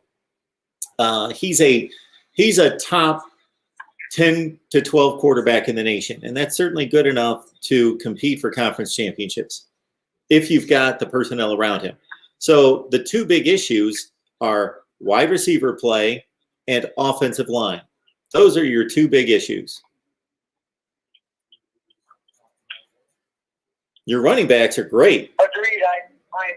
I'm looking forward to you to watch back the game because, I mean, you're right. If you want to know what's funny is I actually thought our wide receivers came to play tonight, but for whatever reason, I can't put my finger on it. We just could not put our foot on the gas pedal and put them away. Don't know why, coaching, don't know what it was, but I mean, it just feel like it's the same thing year after year. We're supposed to put them away, but we just can't do it. I'm happy we're winning. Cannot say that enough. I'm happy we're actually winning these games, unlike the past years, but it's just like I've been feeling for the last 15 years. There's something missing, and I cannot put my finger on it. Yeah, I'll have to watch play for play, and pay attention to it, and I will have some type of an analysis. But just knowing the team and then watching, again, 15 or 20 plays tonight and seeing the score and only able to put 19 points on the board, knowing that you've got a field goal kicker who, if you can get it to the other team's 35 or 40-yard line, is going to make a field goal. So that's saying a lot right there, because there are teams all over the place. Absolutely. Penn State missed 2 easy field goals today that cost them the game. Like, I mean easy, like 25-yard field goals. Minnesota couldn't kick a field goal tonight. Like, teams that good can't kick field goals. Michigan missed 2 easy field goals tonight. You're talking about one of the 10 best teams in the country, 10 or 15 best teams in the country. So to have a guy that can reach it from 55 yards, you only have to get the ball to the 38 or 40-yard line. So that's telling me that I don't know what, again, I didn't watch much of the game, but if you could only put 19 points on the board, that was what? You scored, I think you missed a 2-point conversion in there somewhere, right? We actually got one block. We got a field goal block tonight, yeah. Yeah, you scored a touchdown to make it 7, then you kicked 2 field goals, you were at 13, and then you scored another touchdown, correct? And went for 2. Yeah. Yeah, okay. Yep. Yeah, no, I was just calling in to hear your thoughts and wanted to see what you got to say. Like I said, I watch college football all day, but I'm one of those fans who really only pays attention to my Canes. I just would like to hear your thoughts on them and where we're at in the program, really. Yeah, that's why I get all the smart people on here to talk Miami football. Yeah, no, I hear you. But you know what? I like hearing the outside perspective. You know, the wholesome one, he loves the Canes as much as I do. Cam, they love the Canes as much as I do. But I like to hear an Ohio State fan's perspective, you know? Well, my brother's an Ohio State fan as well, but he shoots it to the arm. You'll have to tell the rest of the Canes nation that watches me to take it easy on me, because if I say anything negative about Miami, half of them just go after me like I'm some big hater. They give you a tough time, even going back to 03. It's pathetic, but we can't get over it, I guess. All right, Kyle. Anything else? No, that's it. Just want to talk to the Canes football. I look forward to hearing Cam and the Wholesome Ones breakdown. Thank you for all you do, Mark. Have a good night. Appreciate it, Kyle. Take care. It's our man, Kyle Pickett, who has been nominating me for vice presidential candidacy for quite some time. Oh, we got a super chat coming in. Appreciate that from Chugmo Beer. I will get this posted to the screen in just a second. Hi, Mark. Just caught you live. Great show as always. I'm happy Miami won, but the offensive line is not improving enough and stops Miami from running the ball effectively. Let's go, Canes. Yeah, those 3 running backs you have. The 2 kids, Chaney and Knighton, I think they're tremendous. And Cam Harris is a quality back as well. Chugmo Bear, thank you so much. I appreciate that. Yes. Offensive line. If we all sat here and started to name offensive linemen across the country, we wouldn't do too well. I give a lot of love to offensive line play because it is the most important unit on the field. The most important singular player is, of course, the quarterback, but not more important than those 5 guys in front of him put together. One of the things that irks me is that in the Pro Football Hall of Fame, you would think if every position on the field was given the same value, think about this, we would have 5 times as many offensive linemen in the Pro Football Hall of Fame as quarterbacks, right? Because there are 32 starting quarterbacks in the NFL right now. There are 32 times 5, 160 starting offensive linemen in the NFL right now. It's the exact opposite. I think I've heard that there are 4 or 5 times as many quarterbacks in the Pro Football Hall of Fame as offensive linemen. You have to be 5 times better as an offensive lineman. Actually, 5 times 5, you got to be 25 times better as an offensive lineman to make the Pro Football Hall of Fame as your competing or comparative quarterback level play. So, for example, you can be Phillip Rivers, and you could be, let's say, the 7th best quarterback in the NFL. He probably isn't right now, but in his heyday at some point. The 7th best quarterback in the NFL out of 32, and you're going to be in the Hall of Fame. Well, out of 160 starting offensive linemen in the NFL, you would be the 7 times 5, the 35th best offensive lineman, and that would be on par with the 7th best quarterback.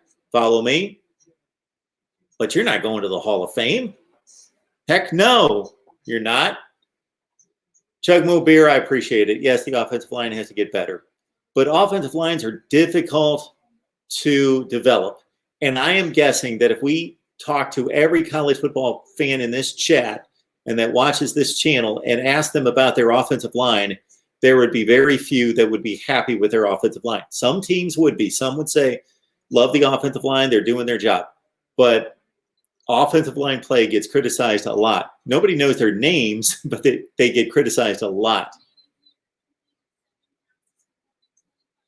Okay, let's see.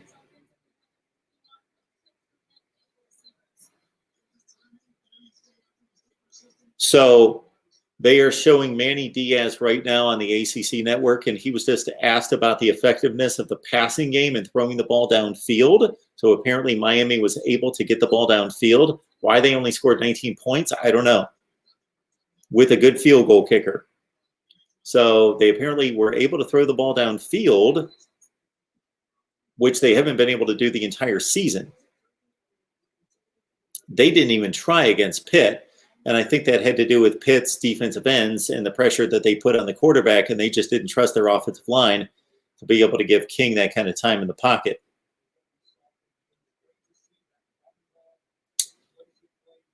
I lost track of where we were in the chat here, but we'll start with that. Fields is the top 3 quarterback in college football. What do you think, Mark? Yeah, I think he's a top 2 quarterback in college football. I can't think of the 2 guys in front of him.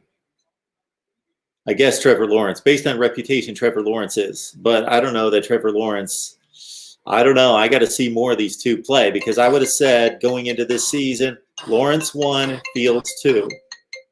I might be changing my mind at some point. He was throwing lasers today, and everything was on target. Justin Fields threw 22 passes today, and all 22 were perfect. Basically perfect. Mark Rogers TV, the voice of college football. Who's on the line? Hey, Mark. Yes, sir. What's going on tonight? Hey, I'm my phone's been kind of acting up on me. I'm sorry I missed that. Try one more time. Oh, man. My phone's killing me. I was going to say that the reason why Miami didn't score points because the offensive line in the red zone was terrible. Oh, okay. Yeah.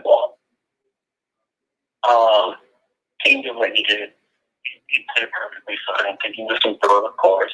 Like you said, it's not a first round pick. If your rating was great and the first round pick is not bad, but you're plenty good enough to win a lot of games. But you got to be able to run the ball in the red zone. Just 1 point. A lot of the time, especially, will be thrown for finishing for touchdowns. Sorry, not quite getting that. I know that you said the offensive line did not perform in the red zone. Then after that, we kind of lost you. All right, I'm going to be at my phone guidance. So we appreciate the call, man. Yeah. Have a good night. Hey, when that happens, I don't know all the time if it's my phone or that particular person's phone, but most of the calls have been fine tonight, so I think it's their phone. This is actually a brand new phone. Just got this baby out of the box. Just got it out of the box.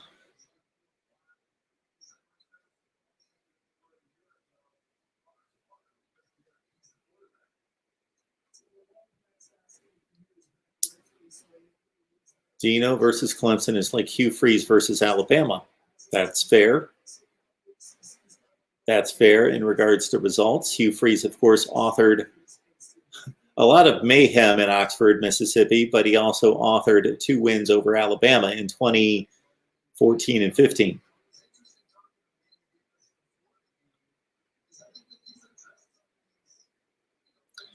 Matthew, I got to say, you're very classy as a Nebraska fan, understanding why Ohio State punched it in. I don't understand it. I'm not going to criticize it, nor am I going to defend it. I wasn't even watching that part of the game, as I understand it. Ohio State got the ball back on downs. Time's running out. They're obviously up 45-17. They don't need to run any more plays, and then they ran it in. They had a bunch of third stringers in. That would have been completely ridiculed 10, 15, 20, 30 years ago. Now, some people accept it, others don't. I don't believe in running up the score, but I also believe in playing a football game.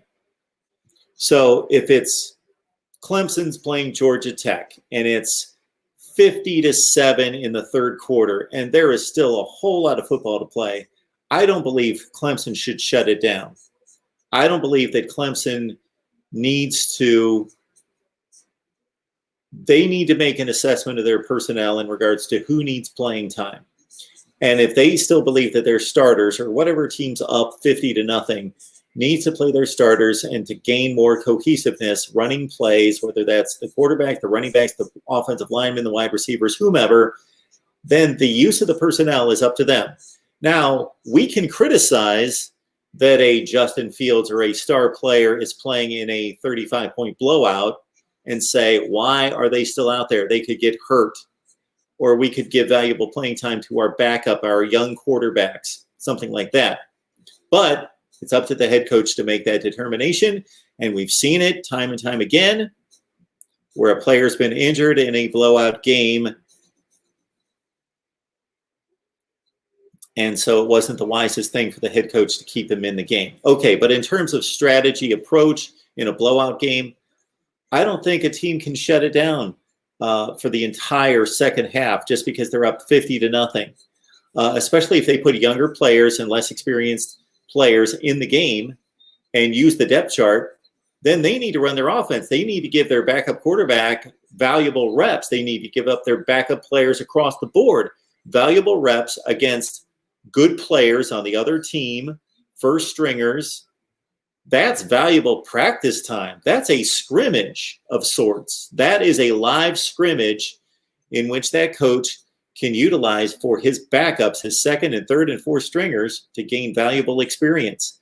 Now, if it's the last drive of the game, and you don't need to squeeze out every last play of the game, and you're up 50-0, and there's 32 seconds left on the clock, and the ball's sitting at the other team's 10-yard line, there's no reason to run the ball one more time and stick it in the end zone. I don't believe in that.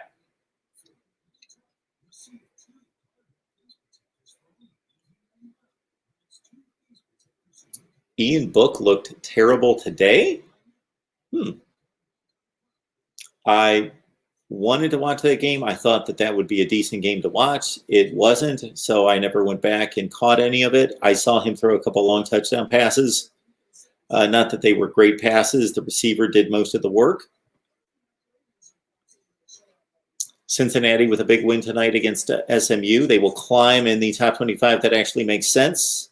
Guys, look out for that tomorrow. That should be very interesting with the Big Ten integrated into the top 25. So, again, I am warning certain fans out there. Let me give you just a hint. We'll give you just a hint. Who should be ranked higher, Indiana or Ohio State? I wouldn't say Ohio State dominated. I would also not laugh at somebody who said that they did dominate. The game was 52-17. It depends on your definition of domination. I wouldn't quite say it was dominant, but they were decidedly, easily, substantially the better team. Not even close. But I don't know that they dominated the game. The total yardage was fairly close. Clearly the better team. They're one of the 3 best teams in America. Nebraska is one of the 50 best teams in America. Okay. Indiana scuffled and scraped and clawed and got fortunate, got lucky at times, but they fair and square won the game against the team that we thought was one of the 10 best teams in America. Well, we got to make some assumptions because we don't know about Penn State now. How good is Penn State? Well, we know that they're pretty good. I would be shocked if Penn State's going to go 3-6. They're a good football team. Are they quite as good as we thought they were? Probably not. So Indiana has by far the better win at this point. Nebraska may turn out to be better than Penn State. Who knows? But as it stands right now, Indiana has the better win than Ohio State. But Ohio State was more dominant by far than Indiana. So I'm going to have a difficult time ranking those two teams based on my criteria. Most of you rank it like this. Well, Ohio State's a lot better than Indiana, so I'm going to rank them like number 3, and Indiana, they might eke into my poll. No, that's not how I rank the teams. I don't rank them based on my assumptions and my perception. I rank them based on the results and performance on the field against the opposition. Therefore, Indiana's one result, their one data point, is very comparable to Ohio State's one data point.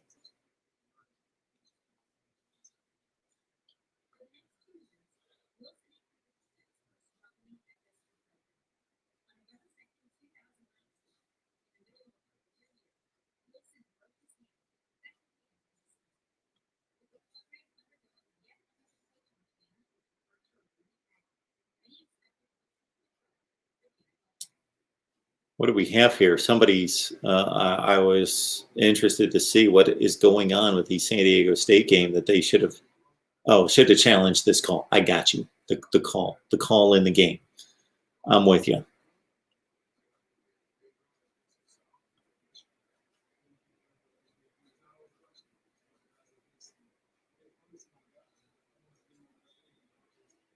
Live squad, Corey, thank you so much for that. You got the live squad, you got the rewatch squad, you got the notification squad as laid down by the wholesome one. There you go. I would ask everybody to like the video, share some of my videos on social media, get out there on Twitter, Facebook, wherever you go, share the videos. So if you're a Miami fan, share the Miami videos. If you've got Miami friends, if you've got Nebraska friends, announcement, I might as well make it right now. Starting Thursday night, 6 o'clock Eastern time, every Thursday night, we will be presenting our Nebraska Live show. Nebraska Live starting Thursday night at 6 o'clock Eastern time. Add that to Ohio State, Florida State, Miami, Nebraska. Okay. And there's a very specific reason why Nebraska was added. And if you watch this show on Thursday night, you may be able to pick up on that.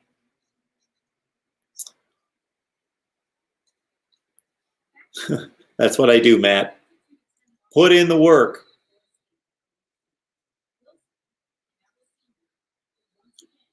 Time to rank Liberty in the top 25, Eli. I certainly looked at it last week. They were right. I wanted to make a tie for 25 with 3 or 4 teams, and Liberty was one of them.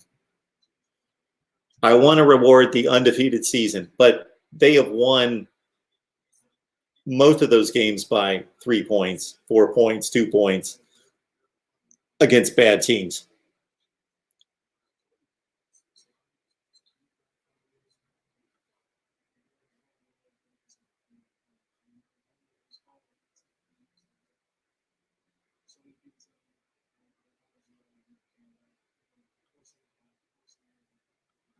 Cheryl, yes, hit the like button. 58 likes, 124 watching, now 135. Please hit the like button.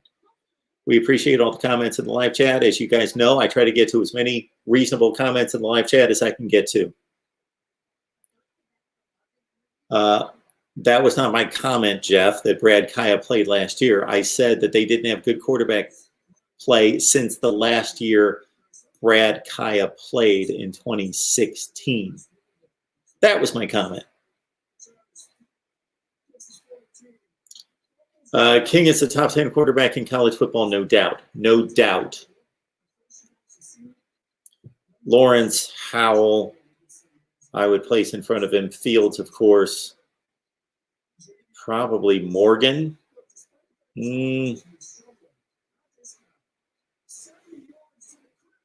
Ellinger. Slovis.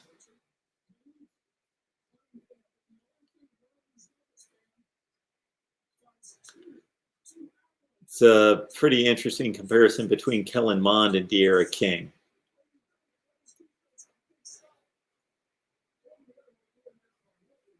Matt Corral's pretty good quarterback.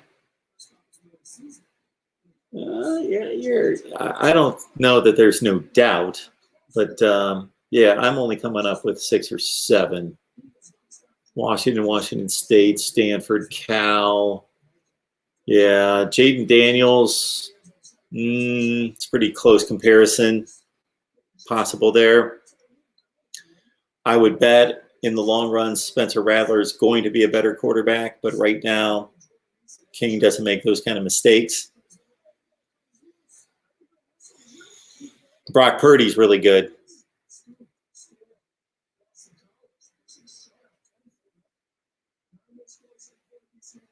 Eli, keep in mind, I know you're excited about this Liberty-Virginia Tech showdown, but Virginia Tech lost to Wake Forest today.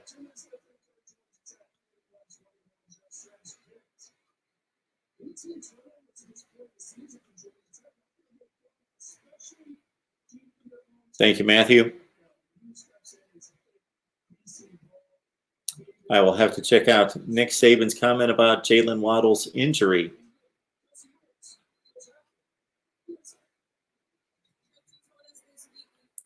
Mark Richt was a good coach. We've certainly discussed that a number of times.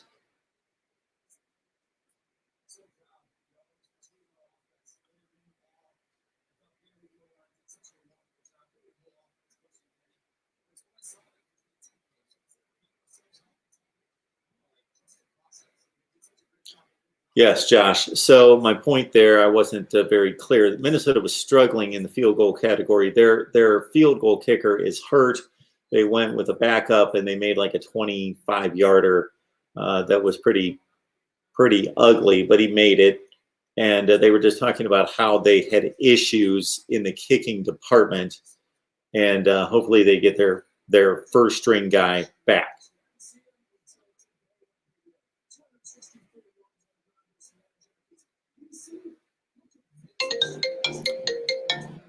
Will Hugh Freeze get a Power 5 job next year?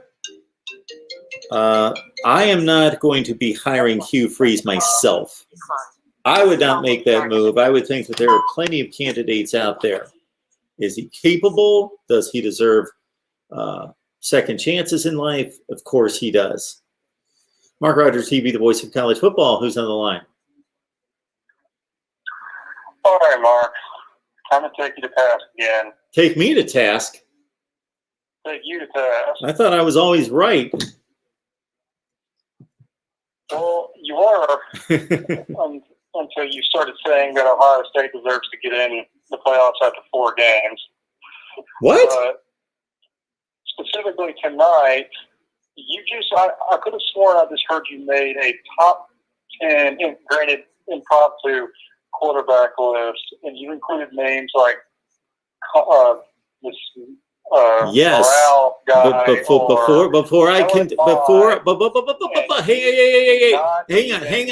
Hang on. I'm going to let you continue, as I always do. Let me see.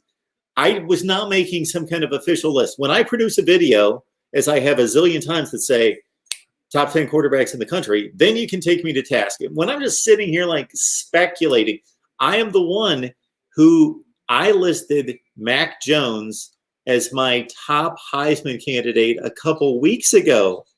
So I just forgot to list him. Yes, Mac Jones. There you have it. Is that what you were waiting for?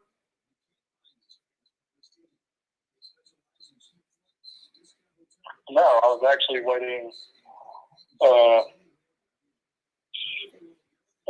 you to say Bo Nix. Waiting for who? No, even I can't even pass that one off. Okay.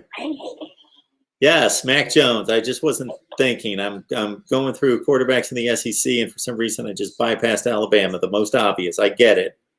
I'm thinking about Bo Nix, no. Kellen Mond, maybe. Yeah.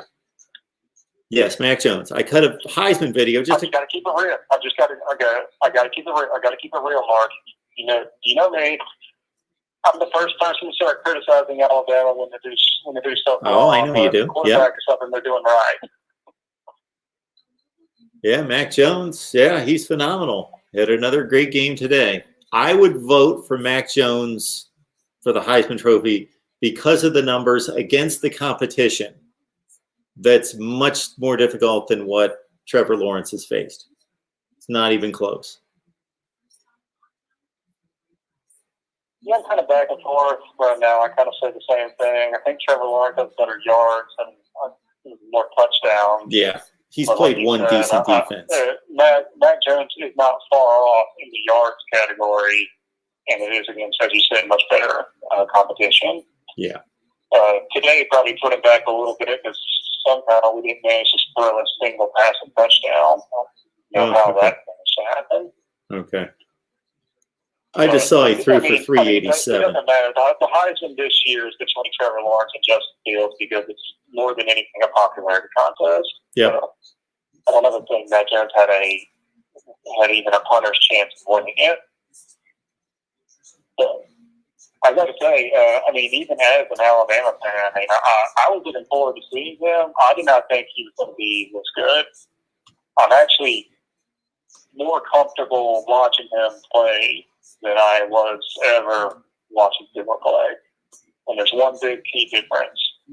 Both of them can throw darts where you want them to go, but Mac Jones isn't made of glass from the waist down.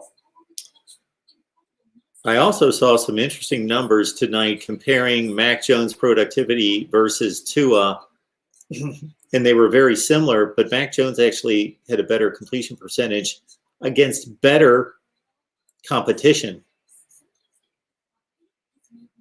Since the end of last year, that Mac Jones has faced more top 25 opponents versus how many games he's played than Tua has. That was the comparison.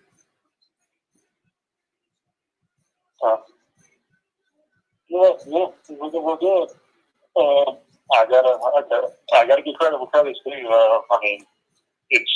You're hard to find a more perfect game than all Justin Fields had today. Oh my goodness! That one pass that he missed wasn't. It was right on the money. The receiver just didn't catch it. Yeah. And I believe a couple touchdowns. Yep. Man.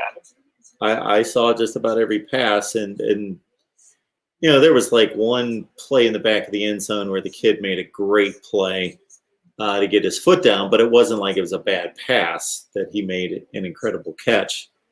Yeah, he was on the money today. Oh my God! Did you watch the end of that? I got to talk to you about this. Did you watch the end of that Penn State game? Yes.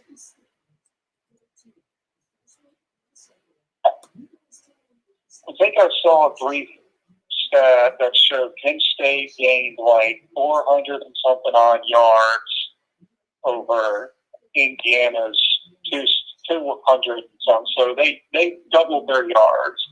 They had the ball for 40 minutes. Oh, yeah. And they somehow managed to find a way to give the game away. Yeah, I watched the whole game. 488 to 211 total yardage. What was the turnover difference?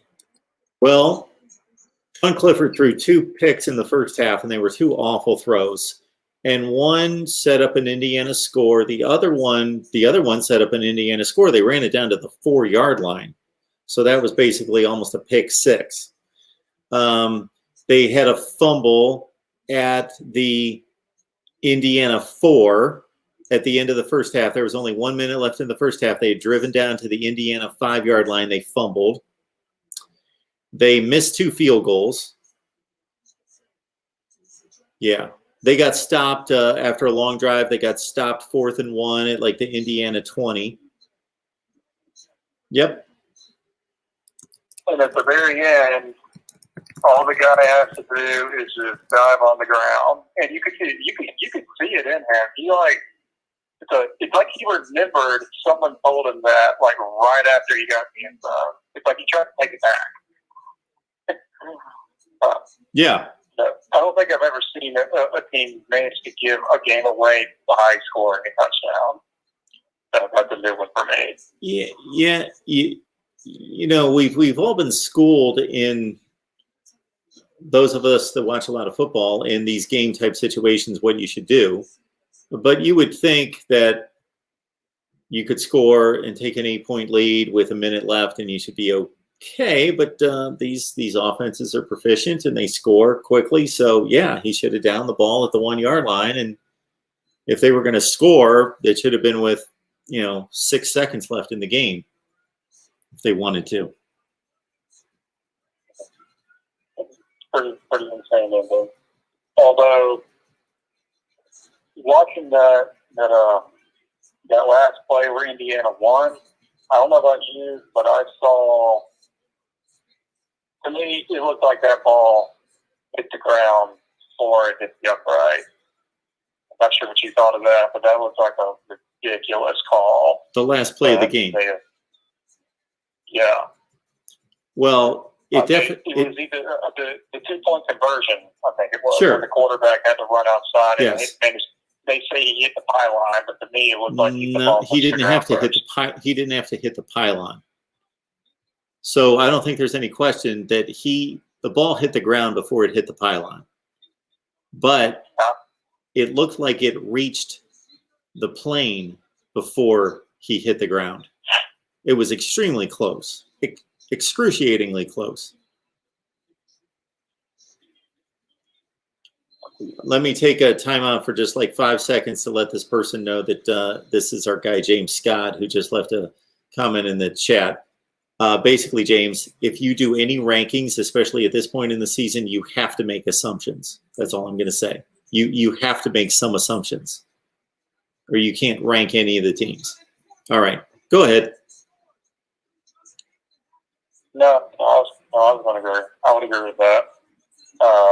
You asked a question earlier about Indiana versus Ohio State. Honestly, if you're going to keep true to your system here, then I would say Indiana is going to have to get the nod right now. Yeah, I think I'm going to rank Indiana. I love doing this because people just don't get it, and then I'm going to have all sorts of people telling me tomorrow that I'm an idiot because I think Indiana is better than Ohio State.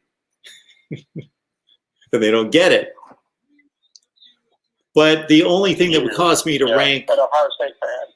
The only thing that would cause me to rank Ohio State above Indiana was that even though at this stage most people would consider Penn State to be better than Nebraska. See, the comment in the live chat is saying you're making the assumption that Penn State's better than Nebraska. Well, you have to make some assumption. There have to be assumptions made. We could say Illinois is as good as Alabama and Wisconsin just beat them. So Wisconsin's number one. There have to be some assumptions made about how good the teams were last year and therefore how much we evaluate them going into this season. So there needs to be some level of assumption made. But yeah, probably have Indiana above Ohio State in the rankings. Yep. You know what you could do? Yep. There is an objective way to make assumptions. Okay, so the goal is to throw out everything that we think about these teams.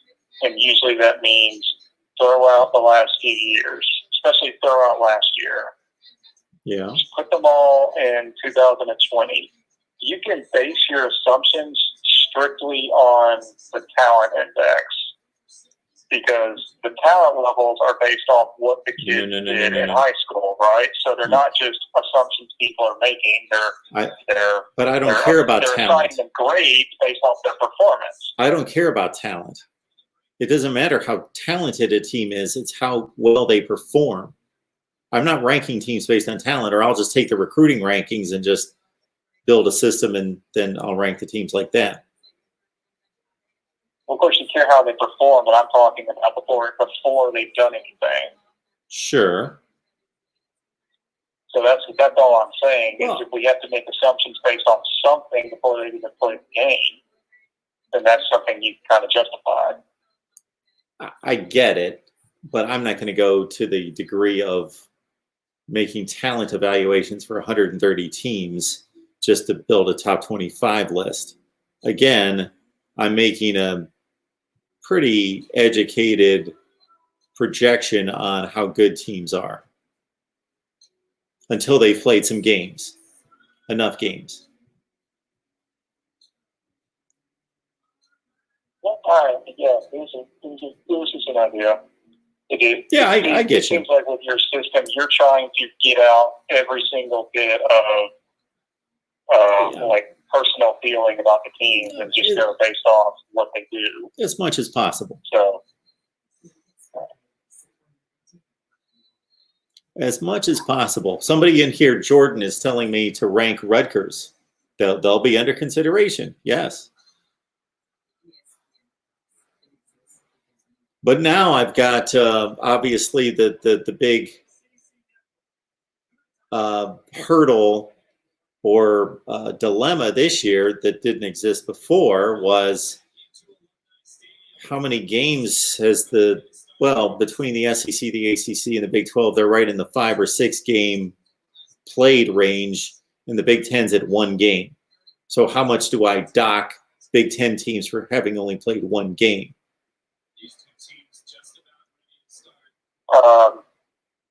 Yeah, Mark, you might want to address our favorite Georgia fan's comment there. He's asking, so you aren't willing to make the assumption that Ohio State is better than Indiana? Oh, my word. Okay. Where is that? Okay. Oh, well, this is Uncle Lou. Yeah.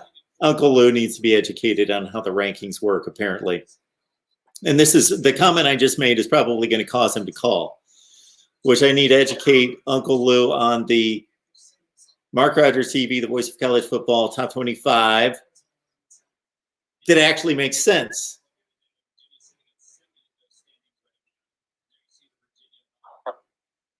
Well, I won't stay long because I'm probably sure you two probably want to get at it. But I'm just going to address Mr. Greenshield up there.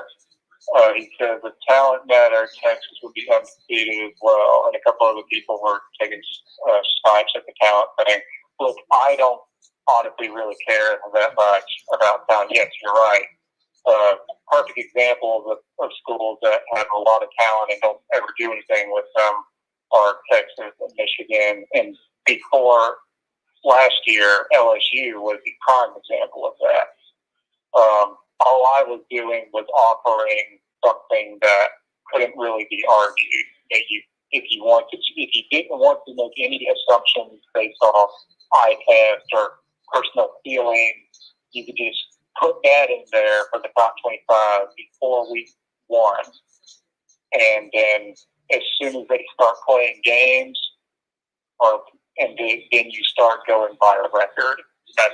That's just my idea. I don't actually think talent. It obviously matters. You have to have the right players, but you still have to have the coach as well, which is Texas's problem. Yeah, sometime last year. What's that? Honestly, kind of a boring week of college football, to be honest. Boring week. But there was a couple funny things that happened. Yeah, there weren't a ton of great games. There was the Indiana-Penn State game that was ridiculous. And besides that, really good games. I'm guessing by the score, I only saw a handful of plays that the Oklahoma State-Iowa State game was pretty good. 24-21 game. But I didn't see much. The other games were blowouts. I'm trying to think of the other close games. I was hoping for a good game at LSU in South Carolina. Yeah. That was nothing. I was hoping for a good game with Michigan and Minnesota. That was sure. A blowout. Yeah, another blowout. Yep. I was certainly hoping for a good Maryland Northwestern game. It's looking for that one. Yeah, I'm kidding. So You had me there. that was the worst matchup I could come up with. That was the worst game I could come up with.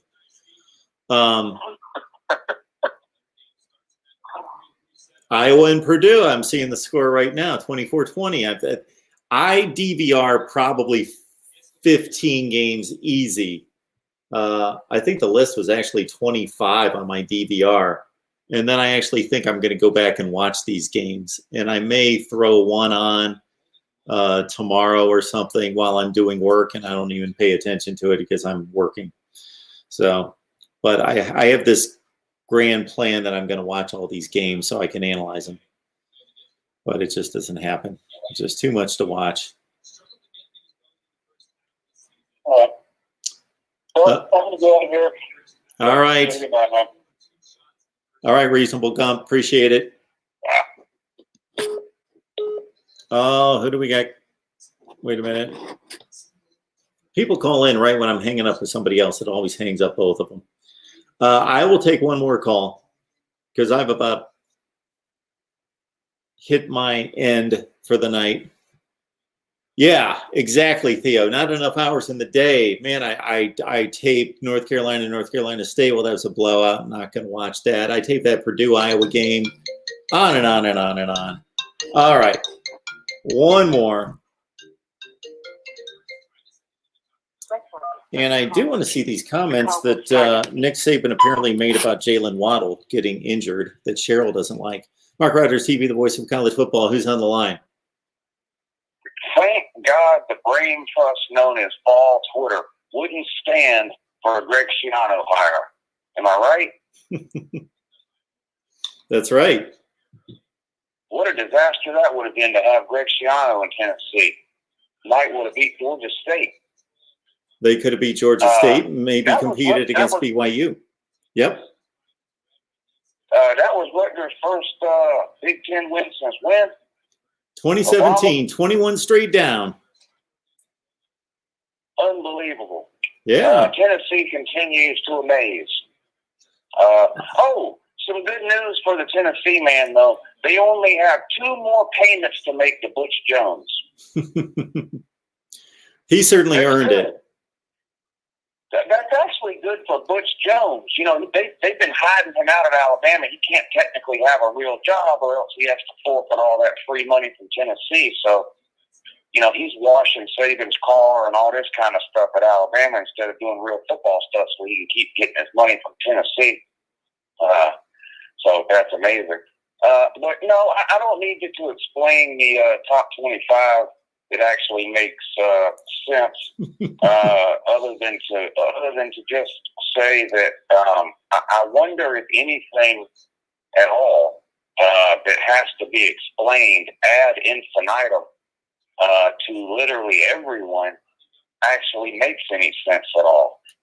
Well, we're here to educate the college football fan, Lou. This is one of my missions in life. It's a heavy burden to take on, but God has given it to me, and I can bear up under it. Yeah, I know that's why I listen for the education. But so, I mean, isn't any poll a combination of what you think about a team plus what you've seen from a team? The only thing I'm saying, Lou, is that I am ranking the teams strictly on their resume. I am not ranking it based on, and I understand that there is bias that leaks into every ranking, every opinion, every conversation. That's obvious. And anybody who says that they remove all bias doesn't know what they're talking about. So yes, there's personal bias involved. What does the resume consist of? Just this season? Just this season. Once they have stepped onto the field, I erase whatever perception I have as much as I possibly can of what I thought about the teams going into the season. Right. And the resume, the resume of beating Penn State by whatever that score was is better than the Ohio State. Well, I didn't say that. I said that that was going to be a difficult decision to make because what I take three factors into play. One would be the result on the field. One would be the performance evaluation. So if Ohio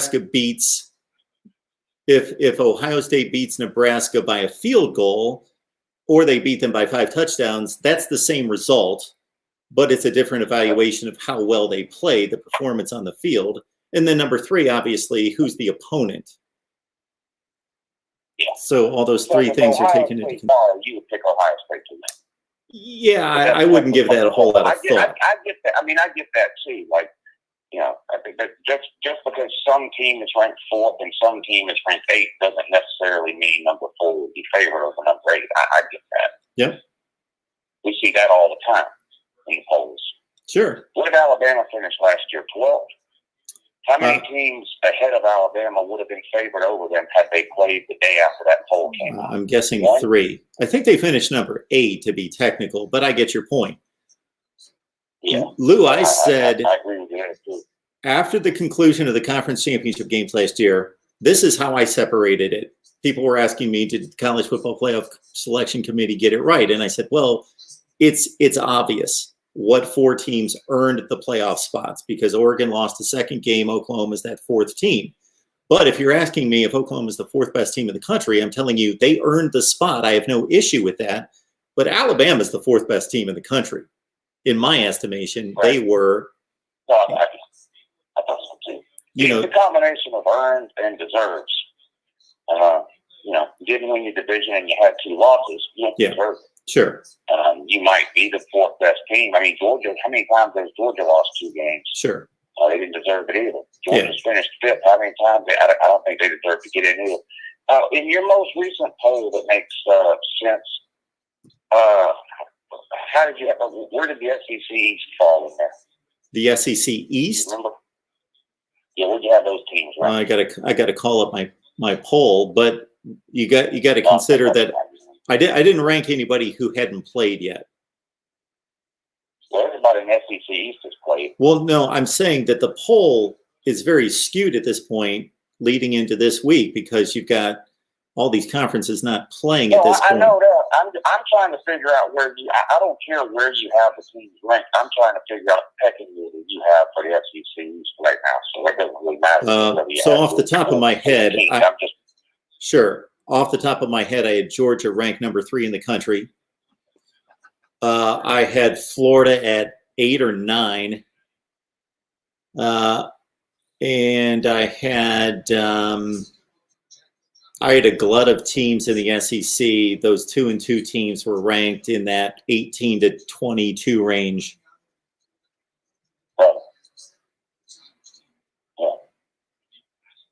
That will now drop out, like a South Carolina after today.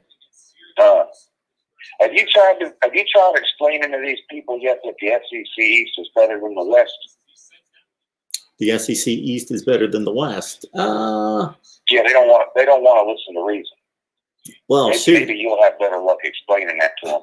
I'm talking to people, Lou, that I've got to try to convince that the SEC East is better than the 2 divisions in the ACC. I'm just trying to fight that hurdle. Yeah. Fan is short for fanatic. It is. Yeah. I picked Penn State to win the Big Ten. Don't feel bad. Yeah. See, that's my Kentucky pick. We can trade digs on that one. Oh yeah, I forgot about that. They lost again today, didn't they? Yeah, they did. Did they even score? I think they put up a 1 and a 0. Yeah. It's about what they did there. Yeah. South Carolina came back down to earth too, didn't they? I guess they did against a backup quarterback. Yeah. That looked pretty good. I mean, LSU's loaded with talent. I know they lost a bunch of players, but they're going to be up and down this year. They got a bunch of kids they never played. Yeah. Oh, they're still loaded. Lose 16, 17 players. I mean, they're still probably the 2nd or 3rd most talented team in the SEC, but experience counts for something. So, They should just give the Heisman to Trevor Lawrence, but it's going to be fun to watch Justin Fields play this year, ain't it? Did you see him throw the football today? Oh, my goodness. Yeah. He's unreal, isn't he? Every ball was on the money. All of them. Yeah, he's no Stetson Bennett. He's no Stetson Bennett, but he's pretty good. Oh, man.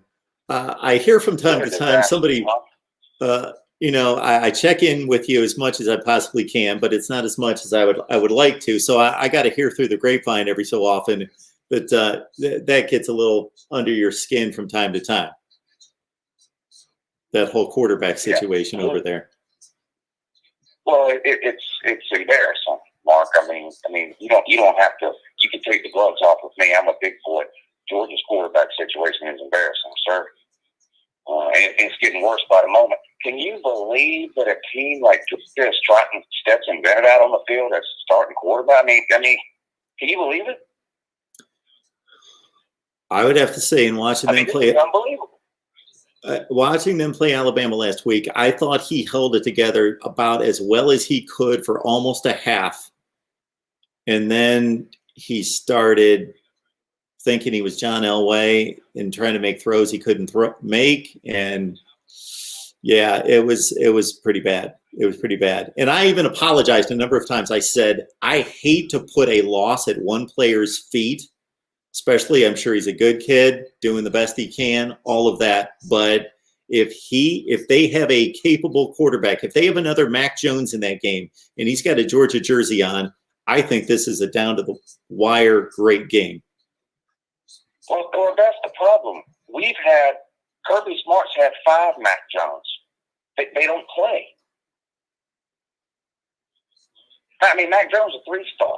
Yeah. Yeah, I mean, Kirby Smart has had 3 5-stars. None of them can get on the field. Kirby has now had 2 of the top 3 quarterback recruits from the 2018 class. Yeah. Neither one can get on the field. Justin Fields and JT Daniels. It's humiliating. It's embarrassing. I don't understand. What do you think's worse? What do you think's worse? Option A. Stetson Bennett actually is the best quarterback on our team. My God. Or option B, he's not, but they're playing him anyway because he's from South Georgia. Which would be worse?